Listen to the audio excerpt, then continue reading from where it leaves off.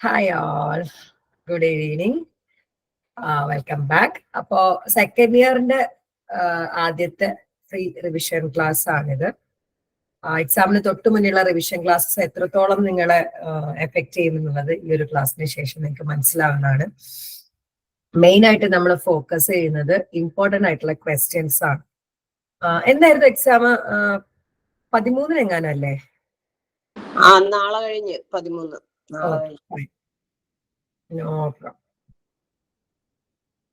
Okay, അപ്പൊ ഒരു 5 വർഷത്തെ ക്വസ്റ്റ്യൻ പേപ്പർ ആണ് നമ്മൾ ആദ്യമായിട്ട് നോക്കാൻ വേണ്ടി പോകുന്നത് കേട്ടോ.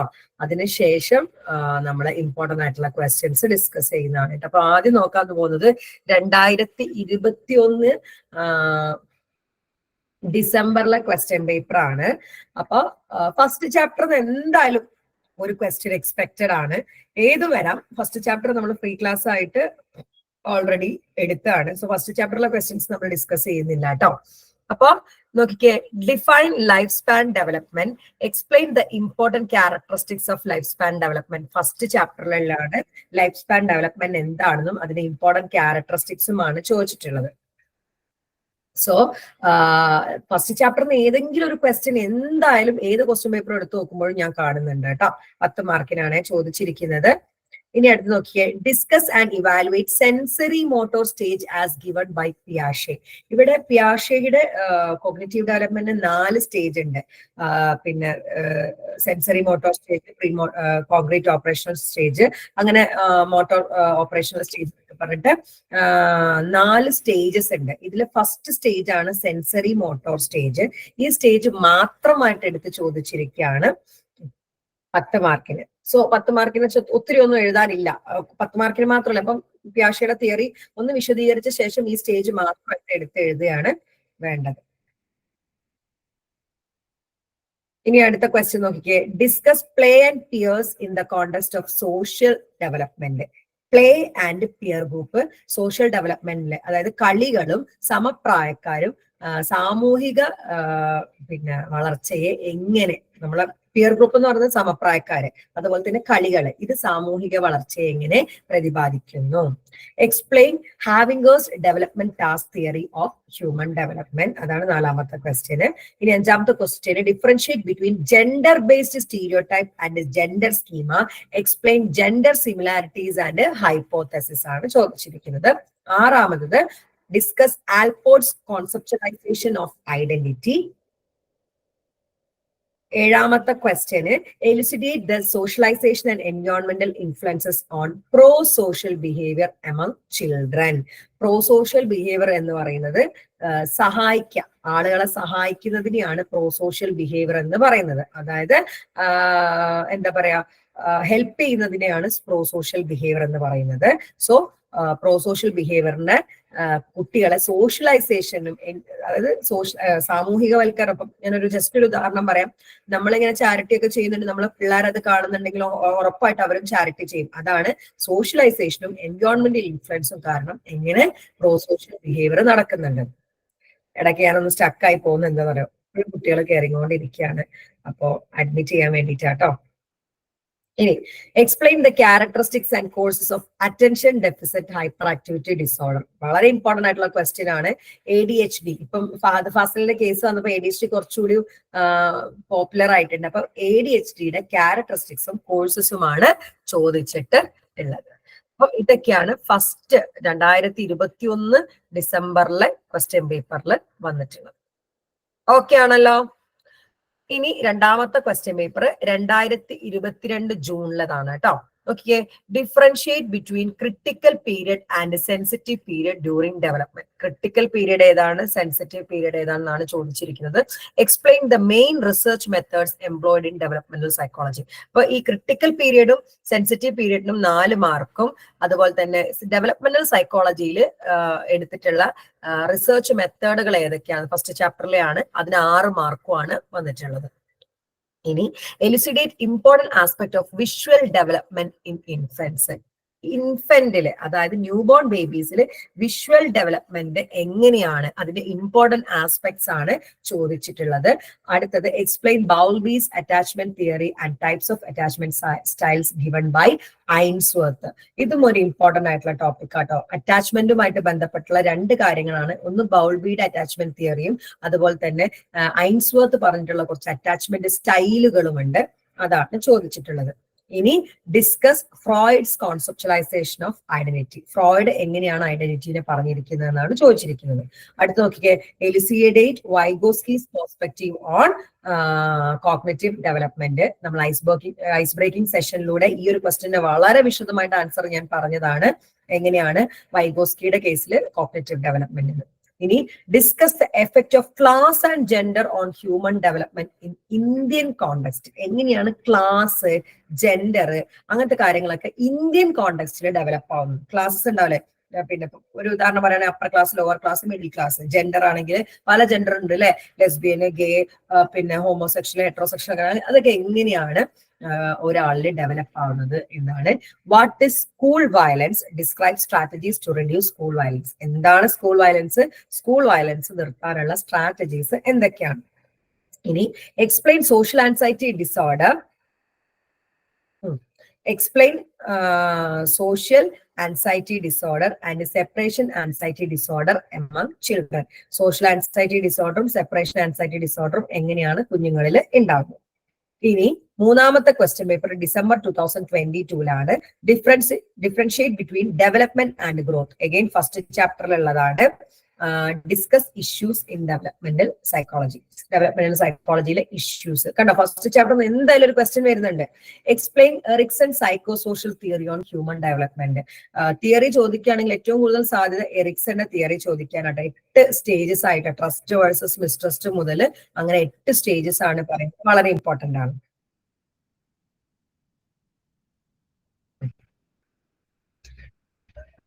ഇപ്പോഴും ആളുകൾ കയറിക്കൊണ്ടിരിക്കുന്നുണ്ട്, അതാണ്. ഇനി explain Vygotsky's theory on cognitive development നമ്മൾ ഡിസ്കസ് ചെയ്താണ്. Explain reflexes, gross motor skills and fine motor skill with example. റിഫ്ലക്സും എഴുതണം, ഗ്രോസ് മോട്ടോറും എഴുതണം, ഫൈൻ മോട്ടോർ എഴുതണം, വിത്ത് എക്സാമ്പിൾ ആണ് കേട്ടോ. ഇനി explain and evaluate Gilligan's theory of care based morality. Gilligan's theory on care based morality. ഇനി discuss Marcia's identity status model ചോദിച്ചിട്ടുണ്ട്.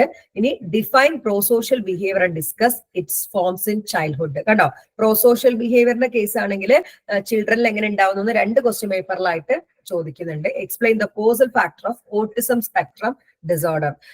ADHD or autism രണ്ടിൽ ഏതെങ്കിലും ഒരെണ്ണത്തിൽ നിന്ന് ക്വസ്റ്റ്യൻസ് വരാനുള്ള ചാൻസസ് വളരെ കൂടുതലാണ്. അടുത്ത question paper 2023 ജൂണിലെയാണ്. Explain the concept of growth and development. Discuss 4 main areas of growth and development. Growth and development അതിന്റെ 4 areas ഫസ്റ്റ് ചാപ്റ്റർ ആണ്. അഗെയിൻ ഫസ്റ്റ് ചാപ്റ്റർ കണ്ടോ, ഫസ്റ്റ് ചാപ്റ്റർ 5 പേർക്ക് പഠിച്ച 10 മാർക്ക് ഷുവർ ആയിട്ടും കിട്ടും. ബാക്കി പിന്നെ 20 മാർക്ക് നോക്കിയാൽ മതിയല്ലോ. Explain Erikson psychological theory of human development. കണ്ടോ, എറിക്സന്റെ തിയറിയും റിപ്പീറ്റഡ് ക്വസ്റ്റ്യൻ ആണ്. Discuss the application and critically evaluate Vygotsky socio cultural theory. അതും ഞാൻ എടുത്തു കഴിഞ്ഞതാണ്, അപ്പം അതും റിപ്പീറ്റഡ് ആയിട്ട് വരുന്നുണ്ട്. സോ നിങ്ങൾക്ക് ഒരു 20 മാർക്കിനുള്ള സാധനം ഓൾറെഡി നമ്മുടെ സൈക്കോളജിയുടെ ക്ലാസ് വഴി കിട്ടുന്നുണ്ട്. ഇനി explain bio ecological model of human development. ഇനി give an overview of the stages of life span development. Life span development സ്റ്റേജസിനെ പറ്റിയിട്ടാണ് ചോദിക്കുന്നത്. 10 മാർക്കിന് ചോദിച്ചിരിക്കുന്നത്. Depression among children and adolescence. കുട്ടികളിൽ ഉണ്ടാവുന്ന, അഡോളസൻസിൽ ഉണ്ടാവുന്ന ഡിപ്രഷനും അതിന്റെ സിംറ്റംസ് ആണ്. Describes language development during childhood stage. Language development ചോദിച്ചിട്ടുണ്ട്. പിന്നെ കോൾബർഗിന്റെ മോറൽ ഡെവലപ്മെന്റ് 5 മാർക്കിനും ബോൾബിയുടെ അറ്റാച്ച്മെന്റ് തിയറി 5 മാർക്കിനുമാണ് ചോദിച്ചിട്ടുള്ളത്. ഓക്കെ ആണോ? ഇനി 2023 ഡിസംബറിലെ ക്വസ്റ്റ്യൻ പേപ്പർ എന്റെ അടുത്തില്ല, ബട്ട് ഗ്രൂപ്പിൽ ആരോ ഇട്ടിട്ടുണ്ട്, എഴുതിയിട്ടതാണ്. അപ്പൊ ഞാൻ ജസ്റ്റ് നോക്കിയിട്ടൊന്നും വായിച്ചുതരാം. നോക്കി വായിക്കാനേ പറ്റത്തുള്ളൂ, ഷെയർ ചെയ്യാൻ പറ്റത്തില്ല. ബിക്കോസ് 2023 ഡിസംബറിൽ അത് ഇല്ല കേട്ടോ. സോറി, 2023 ഡിസംബറിൽ ഞാൻ കുറെ തപ്പി കിട്ടിയിട്ടില്ല. 2023 ഡിസംബറിൽ അത് ആർക്കെങ്കിലും ഉണ്ടോ? 2023 ഡിസംബർ ഞാൻ ഗ്രൂപ്പിൽ ഇട്ടായിരുന്നു. ഒന്നുകൂടി ഒന്ന് ഇടണേ വിൻസിമ, നമുക്കൊന്ന് ഡിസ്കസ് ചെയ്യാം കേട്ടോ. അപ്പൊ നമ്മള് ഒത്തിരി ചാപ്റ്റർ വൈസ് പറയാനൊന്നും പറ്റില്ല. ഇമ്പോർട്ടന്റ് ആയിട്ട് ഇപ്പൊ തന്നെ നമ്മൾ ഡിസ്കസ് ചെയ്തതിൽ ഇമ്പോർട്ടന്റ് ആയിട്ട് വരുന്നതെല്ലാം നമുക്കൊന്ന് ഡിസ്കസ് ചെയ്യാം. ഫസ്റ്റ് ചാപ്റ്ററിൽ ലൈഫ് സ്പാൻ ഡെവലപ്മെന്റ് എന്താണെന്ന് പറഞ്ഞിട്ടുണ്ട്. അതായത് ജനനം തൊട്ട്, അതായത് ജനനമല്ല, എഗ്ഗും സ്പേമും ഫ്യൂസ് ആവുക, അതായത് അച്ഛന്റെ സ്പേമും അമ്മയുടെ എഗ്ഗും ഫ്യൂസ് ആയി സൈഗോട്ട് ആവുന്നത് മുതൽ മരണം വരെ നമുക്ക് ഡെവലപ്മെന്റ് സംഭവിക്കുന്നുണ്ട്. ആ ഡെവലപ്മെന്റിനെ പറ്റിയിട്ട് പഠിക്കുന്ന സൈക്കോളജിയുടെ വിഭാഗമാണ് life span developmental psychology. Life span developmental psychology is a field of psychology that examine both the constancy and changes in human behavior across the lifespan. കേട്ടോ, ലൈഫ് സ്പാൻ അക്രോസിൽ നമുക്ക് ഉണ്ടാകുന്ന കോൺസ്റ്റന്റ് ആയിട്ട് വരുന്ന കാര്യങ്ങളും ചേഞ്ച് ആവുന്ന കാര്യങ്ങളും പഠിക്കുന്നതാണ്. The goal of developmental psychology is to extend the knowledge about the general principles of development and the differences and similarity in development across individuals from variety of different perspective. പല perspective എടുത്തിട്ട് ഓരോരുത്തർക്ക് വരുന്ന ചേഞ്ചസും സിമിലാരിറ്റീസും ഒക്കെ പഠിക്കുന്ന സൈക്കോളജിയുടെ വിഭാഗമാണ് life span development എന്ന് പറയുന്നത്. അപ്പൊ ഫസ്റ്റ് ചാപ്റ്ററിൽ concept of development and growth പറയുന്നുണ്ട്. ഫസ്റ്റ് ചാപ്റ്റർ ഞാൻ ഒന്നും വിശദീകരിക്കുന്നില്ല, കാരണം ഫുൾ നമ്മുടെ വീഡിയോ യൂട്യൂബിൽ കിടപ്പുണ്ട് കേട്ടോ. പിന്നെ അണ്ടർസ്റ്റാൻഡിങ് ലൈഫ് സ്പാൻ ഡെവലപ്മെന്റ് വരുന്നുണ്ട്, ലൈഫ് സ്പാന്റെ വിവിധ പെർസ്പെക്റ്റീവ്സ് വരുന്നുണ്ട്, ക്യാരക്ടറിസ്റ്റിക്സ് ലൈഫ് സ്പാൻ വരുന്നുണ്ട്. ഈ ചാപ്റ്ററിൽ ഏതെങ്കിലും ഒരു ക്വസ്റ്റ്യൻ നിങ്ങൾ എന്തായാലും എക്സ്പെക്ട് ചെയ്തോളൂ. ഡൊമൈൻസ് ചോദിക്കുന്നുണ്ട്. ഡൊമൈൻസ് വളരെ ഇമ്പോർട്ടന്റ് ആയിട്ടുള്ള ഒരു ഏരിയ തന്നെയാണ് കേട്ടോ. സ്റ്റേജസ് ചോദിക്കുന്നുണ്ട്, ഒക്കെ ചോദിക്കുന്നുണ്ട് കേട്ടോ. ലൈഫ് സ്പാൻ ഡെവലപ്മെന്റ് സ്റ്റേജസ് എല്ലാം നമ്മുടെ ഫസ്റ്റ് ചാപ്റ്ററിൽ ചോദിക്കുന്നുണ്ട്. അപ്പൊ ആൻസർ എങ്ങനെയാണ് പൊലിപ്പിച്ച് ചെയ്തേണ്ടത് എന്നുള്ളത് ഐസ് ബ്രേക്കിംഗ് സെഷനിൽ ഞാൻ പറഞ്ഞിട്ടുണ്ട്. ഇൻട്രൊഡക്ഷൻ വേണം, ബോഡി വേണം, കൺക്ലൂഷൻ വേണം എന്നുള്ള നിലയിൽ കേട്ടോ. ഇനി ഫസ്റ്റ് ചാപ്റ്റർ ഒത്തിരി ഉണ്ട് കേട്ടോ. ഇനി സെക്കൻഡ് ചാപ്റ്റർ എന്ന് പറയുന്നത് പെർസ്പെക്റ്റീവ്സ് ഓഫ് ഹ്യൂമൻ ഡെവലപ്മെന്റ് ആണ്. അതായത് ഓരോരുത്തരും ഓരോ രീതിയിലാണ് ഹ്യൂമൻ ഡെവലപ്പ്, അതായത് തിയറീസ് എങ്ങനെയാണ് മനുഷ്യന്മാർ ഡെവലപ്പ് ആവുന്നത് ഓരോരുത്തരും ഓരോ രീതിയിലാണ് പറഞ്ഞത്. ഫ്രോയിഡിന്റെ തിയറിയും വരുന്നുണ്ട്, എറിക്സന്റെ തിയറിയും വരുന്നുണ്ട്. എറിക്സന്റെ തിയറി വളരെ പ്രധാനപ്പെട്ടതാണ് കേട്ടോ. ഫ്രോയിഡിന്റെ ഒക്കെ സൈക്കോസ്റ്റയിൽ കിടപ്പുണ്ട് കേട്ടോ, നമ്മുടെ സൈക്കോസ്റ്റയുടെ ക്ലാസ്സിൽ കിടപ്പുണ്ട്. അപ്പൊ എറിക്സന്റെ തിയറിയാണ് ജസ്റ്റ് ഒന്ന് പറയാൻ പോകുന്നത്. കാരണം കുറച്ച് ഇമ്പോർട്ടന്റ് ആയിട്ടുള്ള തിയറി ജസ്റ്റ് പറയാൻ പോകുന്നത് നീട്ടി വലിച്ച് പറയുന്നില്ല, കാരണം നമ്മൾ നമ്മുടെ സ്റ്റുഡൻസിന് ഓൾറെഡി എടുത്തു കൊടുത്തതാണ്. ഈ ക്ലാസ്സിൽ ജസ്റ്റ് പറയുന്നുള്ളൂ. നമ്മുടെ സ്റ്റുഡൻസിന് മിക്സ് ആയ ഏതെങ്കിലും ഒക്കെ ഭാഗം ഉണ്ടെങ്കിൽ അത് ഈ ക്ലാസ്സിൽ ഉൾപ്പെടുത്താന്നാണ് കൂടുതലായിട്ട് വിചാരിക്കുന്നത്. അപ്പൊ നിയോ ഫ്രോയിഡിനാണ്, ഫ്രോയിഡിന്റെ തിയറിനെ പിൻപറ്റിയ ഒരാളാണ് എറിക്സൺ. എറിക്സന്റെ പ്രത്യേകത എന്താണെന്ന് വെച്ചാൽ എറിക്സൺ പറഞ്ഞത്, ഫ്രോയിഡ് പറഞ്ഞത് പ്യൂബർട്ടി വരെയുള്ള ഡെവലപ്മെന്റ് ഇതാണ്. എറിക്സൺ പറഞ്ഞത് മരണം വരെ ഡെവലപ്മെന്റ് ഉണ്ട്. 8 സ്റ്റേജിലാണ് ഡെവലപ്മെന്റ്. ഓരോ സ്റ്റേജിലും ഓരോ കോൺഫ്ലിക്റ്റ് ഉണ്ട്. അത് റിസോൾവ് ചെയ്യുകയാണെങ്കിൽ നല്ല ഹെൽത്തി ആയിട്ട് അടുത്ത സ്റ്റേജിലേക്ക് പോകും, അല്ലെങ്കിൽ പ്രീവിയസ് സ്റ്റേജിൽ ആള് പെട്ടുപോകും എന്നുള്ള രീതിയിലാണ് പറഞ്ഞിരിക്കുന്നത്. അപ്പൊ ഫസ്റ്റ് സ്റ്റേജ് പറഞ്ഞത് ട്രസ്റ്റ് വേഴ്സസ് മിസ്ട്രസ്റ്റ് ആണ്. അതായത് കുഞ്ഞ് ജനിച്ചത് മുതൽ 1 വയസ്സ് വരെയാണ്. ആ സമയം കുഞ്ഞിന് നമ്മൾ കെയർ ആൻഡ് നർച്ചർ എന്നാ പറയുന്നത്. അമ്മ അല്ലെങ്കിൽ കെയർ ഗീവർമാരോട് ചേർത്ത് കുഞ്ഞിനെ സംരക്ഷിക്കുകയാണ്, കെയർ ചെയ്യാൻ, നർച്ചർ ചെയ്യുകയാണെങ്കിൽ കുഞ്ഞിന് വേൾഡിനോട് ട്രസ്റ്റ് ഉണ്ടാവും. അല്ലാത്ത പക്ഷം അങ്ങനെ കെയർ കുഞ്ഞിന് കിട്ടിയില്ലെങ്കിൽ മിസ്ട്രസ്റ്റ് ആയിരിക്കും ഉണ്ടാവുക എന്നുള്ള രീതിയിലാണ് എറിക്സൺ 8 സ്റ്റേജ് പറഞ്ഞിട്ടുണ്ട് കേട്ടോ. Erikson was one of the neo-psychoanalysts who was critical of Freud's deterministic view and stressed upon the importance of social and emotional components of development. പിന്നെ ഫ്രോയിഡിന്റെ ഡിറ്റർമിനിസ്റ്റിക്, കുറച്ചുകൂടി സെക്ഷുവലി ആയിട്ടുള്ള ഡിറ്റർമിനിസ്റ്റിക് ആയിട്ടുള്ള ഒരു വ്യൂ ആണ് ഡെവലപ്മെന്റിനെ പറ്റി Freud പറഞ്ഞത്.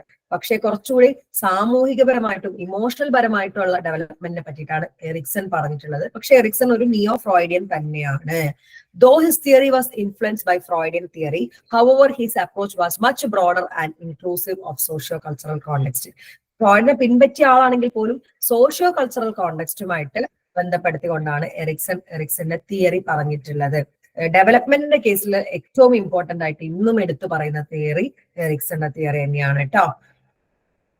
He proposed his 8-staged theory of development that later was expanded to a 9th stage posthumously by his wife Joan Erikson. അദ്ദേഹം 8 എണ്ണാണ് പറഞ്ഞത്, പക്ഷെ അദ്ദേഹത്തിന്റെ ഭാര്യ ഒരു 9ാമത്തെ സ്റ്റേജ് പറഞ്ഞിട്ടുണ്ടെന്നാണ് പറയുന്നത് കേട്ടോ. അദ്ദേഹം 8 എണ്ണേ പറഞ്ഞിട്ടുള്ളൂ കേട്ടോ. അദ്ദേഹത്തിന്റെ വൈഫ് ജോൻ എറിക്സൺ ആണ് 9ാമത്തത്. Every stage for Erikson produce a conflict or a crisis. ഓരോ സ്റ്റേജിലും ഒരു കോൺഫ്ലിക്ട് അല്ലെങ്കിൽ ക്രൈസിസ് ഉണ്ടാവും. And the resolution or non resolution lead to either positive or negative outcome. ആ കോൺഫ്ലിക്ട് എങ്ങനെ റിസോൾവ് ചെയ്യുന്നു അതിനനുസരിച്ച് പോസിറ്റീവ് ഔട്ട്കമോ നെഗറ്റീവ് ഔട്ട്കമോ ഉണ്ടാവാം. The stage emphasized the importance of relationship and social interaction. ഈ ഓരോ സ്റ്റേജിലും സോഷ്യൽ ഇന്ററാക്ഷനിലൂടെയാണ് കുട്ടിക്ക് ഡെവലപ്മെന്റ് സംഭവിക്കുന്നത്. അതായത് സാമൂഹികപരമായിട്ട് ഇടപഴകുന്നതിലൂടെ. അപ്പൊ ട്രസ്റ്റ് വേഴ്സസ് മിസ്ട്രസ്റ്റില് അമ്മയും അല്ലെങ്കിൽ കെയർ ഗീവറുമായിട്ടുള്ള ആ ഇന്ററാക്ഷനാണ് പറയുന്നത്. അങ്ങനെ ഓരോ സ്റ്റേജിലും സാമൂഹികപരമായിട്ടുള്ള പിന്നെ ഇടപഴകലിലൂടെയാണ് കുഞ്ഞിന് എന്ത് വരുന്നത് എന്നാ പറയുന്നത്, ഡെവലപ്മെന്റ് വരുന്നത് എന്നാണ് പറയുന്നത്. Erikson was influenced by Freud's conceptualization but his approach was more encompassing covered the entire life span. കണ്ടോ, ഫ്രോയിഡ് പ്യൂബർട്ടി വരെ പറഞ്ഞിട്ടുള്ളൂ, പക്ഷെ എറിക്സണ് എൻറ്റയർ ലൈഫ് സ്പാൻ, മരണം വരെയുള്ള ഡെവലപ്മെന്റ് പറഞ്ഞിട്ടുണ്ട്, unlike Freud. His most influential work included Child and Society and Identity, Youth and Crisis. അദ്ദേഹത്തിന്റെ 2 പുസ്തകങ്ങളാണ് childhood and സൊസൈറ്റിയും ഐഡന്റിറ്റി, യൂത്ത് ആൻഡ് ക്രൈസിസും. ഓക്കെ ആണല്ലോ. എറിക്സന്റെ 8 സ്റ്റേജസ് ആണ്. ഫ്രോയിഡിനെ പിൻപറ്റിയ ആളാണെങ്കിൽ പോലും കുറച്ചുകൂടി ഡിറ്റർമിനിസ്റ്റിക് ആയിട്ടല്ല ഫ്രോയിഡിനെ പോലെ പറഞ്ഞത്, പകരം സോഷ്യൽ ആൻഡ് ഇമോഷണൽ കോണ്ടെക്സ്റ്റ് വെച്ചിട്ടാണ് പറഞ്ഞിട്ട് ഉള്ളത്. അപ്പം first stage trust versus mistrust ആണ്, ഇൻഫന്റിനാണ് അത് വരാം. പിന്നെ ഓട്ടോണോമി വേഴ്സസ് ഷെയിം ആണ്. അതായത് കുട്ടി ഒറ്റക്ക് കാര്യങ്ങൾ ചെയ്തു തുടങ്ങുമ്പോൾ വിടണം. കുട്ടി ഒറ്റയ്ക്ക് നടക്കാനും ഇരിക്കാനും ഒക്കെ മണ്ടയ്ക്ക് കയറാനൊക്കെ തുടങ്ങുമ്പോൾ നമ്മൾ അവനെ പിടിച്ചു വെക്കരുത്. അങ്ങനെ പിടിച്ചു വെക്കുമ്പോൾ അവന് ഷെയിമാ ഉണ്ടാവാം, അല്ലെങ്കിൽ ഡൗട്ട് അടയോ ചെയ്യാൻ പറ്റും. നേരെ മറിച്ച് നമ്മൾ വിടാണ്, നമ്മൾ വയ്യാലെ ചെല്ലാണ്, അവരെ കൂടെ ചെല്ലാം, എന്നിട്ട് നമ്മളിങ്ങനെ അവരെ സപ്പോർട്ട് ചെയ്യുക. അവരെ ഓട്ടോണോമിയിൽ ചെയ്യാൻ സമ്മതിക്കുമ്പോൾ അവർക്ക് ഓട്ടോണോമി ഡെവലപ്പ് ആവും. അല്ലാത്ത പക്ഷം ഷെയിം ആണ് ഉണ്ടാവുക. പിന്നെ കുഞ്ഞ് ഇനീഷ്യേറ്റീവ് എടുക്കുന്ന സമയത്ത് ഇനീഷ്യേറ്റീവ് ഭക്ഷണം, അല്ലാത്ത പക്ഷം കുട്ടിക്ക് ഗിൽറ്റ് ആണ് ഡെവലപ്പ് ആവുക. പിന്നെ 4ാമത്തതാണ് ഇൻഡസ്ട്രി വേഴ്സസ് ഇൻഫീരിയോറിറ്റി. 4ാമത്തെ സ്റ്റേജ് നോക്കിയേ, ഇൻഡസ്ട്രി വേഴ്സസ് ഇൻഫീരിയോറിറ്റി 6 മുതൽ 11 വയസ്സ് വരെയാണ്. It's a succession to the previous one and involvement in a bigger projects and goal lead to sense of industry. അവർക്ക് ബിഗർ പ്രോജക്ട് വൈകല്യമൊക്കെ ഉള്ള കുട്ടികൾ ഭയങ്കരമായിട്ട് കഷ്ടപ്പെടാം. അതായത് അവർ ആ സമയത്ത് 6 മുതൽ 11 വയസ്സ് വെച്ച് പഠനത്തിലാണല്ലോ. ഈ സമയത്താണ് പഠനത്തിൽ പിന്നോക്കം നിൽക്കുന്ന കുട്ടികൾക്കൊക്കെ ഒരു ഇൻഫീരിയോറിറ്റി, അല്ലെങ്കിൽ ഈ പിന്നെ നിറം, നമ്മുടെ സോക്കോൾഡ് കളർ ഇല്ലാതിരിക്കുക, വണ്ണമുള്ള കുട്ടികള് ആ സമയത്തൊക്കെ എന്ന് വെച്ച് കഴിഞ്ഞാൽ ഒരു എന്താ പറയാ, ഒരു ഐഡന്റിറ്റി അല്ല, ഒരു സെൽഫ് കോൺസെപ്റ്റ് ഉണ്ടാക്കുന്ന ഒരു സമയമാണല്ലോ. സോ ആ ഒരു ഇൻഡസ്ട്രി, അവരൊരു ഗോള് അല്ലെങ്കിൽ അവർക്കൊരു അങ്ങനത്തെ ഒരു സാധനം ഡെവലപ്പ് ചെയ്യുകയും അതിൽ അച്ചീവ് ചെയ്യുകയാണെങ്കിൽ അവർക്ക് ഇൻഡസ്ട്രി ആണ് ഉണ്ടാവുക. അത് അച്ചീവ് ചെയ്യാൻ പറ്റാത്ത പക്ഷം അവർക്ക് വരുന്നത് ഇൻഫീരിയോറിറ്റി ആകും. ഇനി 5ാമത്തെ സ്റ്റേജ് എന്ന് പറയുന്നത് ഐഡന്റിറ്റി വേഴ്സസ് റോൾ കൺഫ്യൂഷൻ ആണ്. അഡോളസൻസ് എന്താവണം, അവരുടെ ജെൻഡർ എന്താണ്, ഇപ്പം ഹോമോസെക്ഷൽ ആണോ ഹെറ്ററോസെക്ഷൽ ആണോ വേറെ എന്തെങ്കിലും ആണോ, അങ്ങനെ അവരുടെ ഐഡന്റിറ്റി അവർ തിരിച്ചറിയണം. അല്ലാത്ത പക്ഷം അവർക്ക് റോൾ കൺഫ്യൂഷൻ വരുമെന്നാണ് എറിക്സൺ പറഞ്ഞിരിക്കുന്നത്. അടുത്ത സ്റ്റേജ് എന്ന് പറഞ്ഞാൽ ഇന്റിമസി വേഴ്സസ് ഐസൊല്യൂഷൻ. യങ് അഡൽഹുഡ് ആണ്. അതായത് നല്ല സൗഹൃദങ്ങള്, പ്രണയം, പാർട്ട്ണർ, ഇതൊക്കെ യങ് അഡൽഹുഡിൽ കണ്ടെത്തണം. അല്ലാത്ത പക്ഷം അവരെന്താവും, ഐസൊലേറ്റഡ് ആവുമെന്നാണ് ഫ്രോയിഡ് പറഞ്ഞത്. ഇനി 6ാമത്തെ സ്റ്റേജ് എന്ന് വെച്ചാൽ 7ാമത്തെ സ്റ്റേജ് എന്ന് വെച്ച് കഴിഞ്ഞാല് ജനറേറ്റിവിറ്റി സ്റ്റാഗ്നേഷൻ ആണ്. മിഡിൽ അഡൽഹുഡ്, അതായത് അടുത്ത ജനറേഷൻ എന്തെങ്കിലും കുട്ടികൾ ഉണ്ടാക്കുക അല്ലെങ്കിൽ വരും തലമുറക്ക് വേണ്ടി എന്തെങ്കിലും ചെയ്യാൻ പറ്റുന്നതാണ് ജനറേറ്റിവിറ്റി. അല്ലാത്ത പക്ഷം അവരെന്താവുന്നതാണ്, സ്റ്റാഗ്നേഷൻ ആയി പോകുന്നതാണ്. കുട്ടികൾ ഉണ്ടാക്കുക, അല്ലെങ്കിൽ കുട്ടികൾ ഉണ്ടായിട്ടില്ലെങ്കിൽ പ്രശ്നമൊന്നുമില്ല, സമൂഹത്തിന് നല്ലത് ചെയ്യുക, ഒരു കിണർ കുത്തുക, ഇതൊക്കെ ജനറേറ്റിവിറ്റിയിൽ വരും. അതായത് മക്കൾ ഉണ്ടാക്കുന്നത് മാത്രമല്ല ജനറേറ്റിവിറ്റി. അങ്ങനെ എന്തെങ്കിലും പിൽക്കാലത്തേക്ക് ചെയ്തു വെക്കുകയാണെങ്കിൽ, അത് പറ്റുകയാണെങ്കിൽ ജനറേറ്റിവിറ്റി അല്ലെങ്കിൽ സ്റ്റാഗ്നേഷൻ സംഭവിക്കുമെന്നാണ് പറയുന്നത്. അടുത്ത സ്റ്റേജ് എന്ന് പറയുന്നത് ഈഗോ ഇന്റഗ്രിറ്റി വേഴ്സസ് ഡിസ്പയർ ആണ്. അത് ലേറ്റ് അഡൽഹുഡിലാണ്. തിരിഞ്ഞു നോക്കുമ്പോൾ ജീവിതത്തിൽ താൻ എന്തൊക്കെയോ അച്ചീവ് ചെയ്തിട്ടുണ്ട്, തന്റെ ജീവിതം സ്മൂത്ത് ആയിരുന്നു, താൻ എല്ലാവരോടും നല്ല രീതിയിലാണ് പെരുമാറിയിട്ടുള്ളത്, ആർക്കും തന്നോട് വലിയ ദേഷ്യവും കാര്യങ്ങളൊന്നും ഇല്ല എന്നാണെങ്കിൽ ഇന്റഗ്രിറ്റി ആണ്. അവരെ തിരിഞ്ഞു നോക്കുമ്പോൾ താനൊരു ക്രൂരനായിരുന്നു, താൻ ഒന്നും കുത്തഴിഞ്ഞ ജീവിതമായിരുന്നു, ഒന്നിനും കൊള്ളൂല എന്നൊക്കെ ആയിരുന്നെങ്കിൽ ഡിസ്പയർ ആയിരിക്കും ഉണ്ടാവുക എന്നതാണ് ഫ്രോയിഡ് പറഞ്ഞിട്ട് ഉള്ളത്. ഇത് കൂടാതെ posthumously Erickson's wife Joan Erickson added a 9th stage to his theory that she elaborated as gerotranscendence എന്നൊരു 9ാമത്തെ സ്റ്റേജ് അദ്ദേഹത്തിന്റെ ഭാര്യയാണ് കേട്ടോ കൊണ്ടുവരുന്നത്. The idea was originally developed by her husband and later extended by Tonstam. John Erickson proposed that gerotranscendence occurred during 80s and 90s. 90 വയസ്സ് മുതൽ 80 വയസ്സ് മുതൽ 90 വയസ്സ് വരെയുള്ള കാലഘട്ടത്തിലാണ് for most older adults. The task for this stage is develop. അതായത് 80 മരിക്കാത്തവർക്കുള്ളതാണ് ഈ സ്റ്റേജ്. ഈ സ്റ്റേജിലെ ടാസ്ക് എന്താണ്? Develop a new perspective of the world which often increasingly lean towards സ്പിരിച്വാലിറ്റിയിലേക്ക് പോകുന്ന ഒരവസ്ഥ. അതായത് മരിക്കാനായല്ല, അപ്പൊ സ്പിരിച്വാലിറ്റിയിലേക്ക് പോകുന്ന ഒരവസ്ഥയാണ്. അതാണ് ജെറോ ട്രാൻസഡൻസ് എന്ന് പറയുന്നത്. ഇങ്ങനെ 8 സ്റ്റേജ് ആണ് ആര് പ്രപ്പോസ് ചെയ്തിരിക്കുന്നത്? നമ്മുടെ സ്വന്തം എറിക്സൺ പ്രപ്പോസ് ചെയ്തിരിക്കുന്നത്. ഏകദേശം കാര്യങ്ങൾ കിട്ടിയോ? പറഞ്ഞേ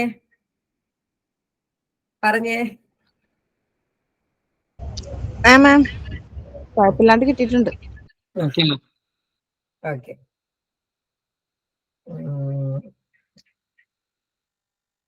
മൂന്നാമത്തെ ചാപ്റ്റർ ഇമ്പോർട്ടന്റ് ആണ് കേട്ടോ. വളരെ ഇമ്പോർട്ടന്റ് ആയിട്ടുള്ള ഒരു ചാപ്റ്റർ ആണ് മൂന്നാമത്തെ chapter, perspectives on human development കേട്ടോ. പിയാഷയുടെ തിയറി വളരെ ഇമ്പോർട്ടന്റ് ആണ്. ഇപ്പൊ പറഞ്ഞാൽ തീരൂല, അതുകൊണ്ടാട്ടോ പറയാത്തത്. ഒത്തിരി പറയാനുണ്ട് പിയാഷയുടെ തിയറി. വൈഗോസ്കിയുടെ പിന്നെ ഐസ് ബ്രേക്കിംഗ് സെഷനിൽ ഞാൻ വളരെ വിശദമായിട്ട് എടുത്തിട്ടുണ്ട്. സോ ആ ക്ലാസ്സസ് കണ്ടാലും മതിയാവും കേട്ടോ. ഒരിക്കലും ലൈഫ് സ്പാൻ ഡെവലപ്മെന്റ് ഇങ്ങനെ ഓടിച്ചിട്ട് പോയിട്ട് എടുക്കേണ്ട ഒരു കാര്യമൊന്നുമല്ല, വളരെ വിശദമായിട്ട് എടുക്കേണ്ടത് തന്നെയാണ് കേട്ടോ. പിന്നെ stages in life span development, again കുറെ ക്വസ്റ്റ്യൻ പേപ്പറിൽ ചോദിച്ചിട്ടുള്ളതാണ് stages in life span development കേട്ടോ.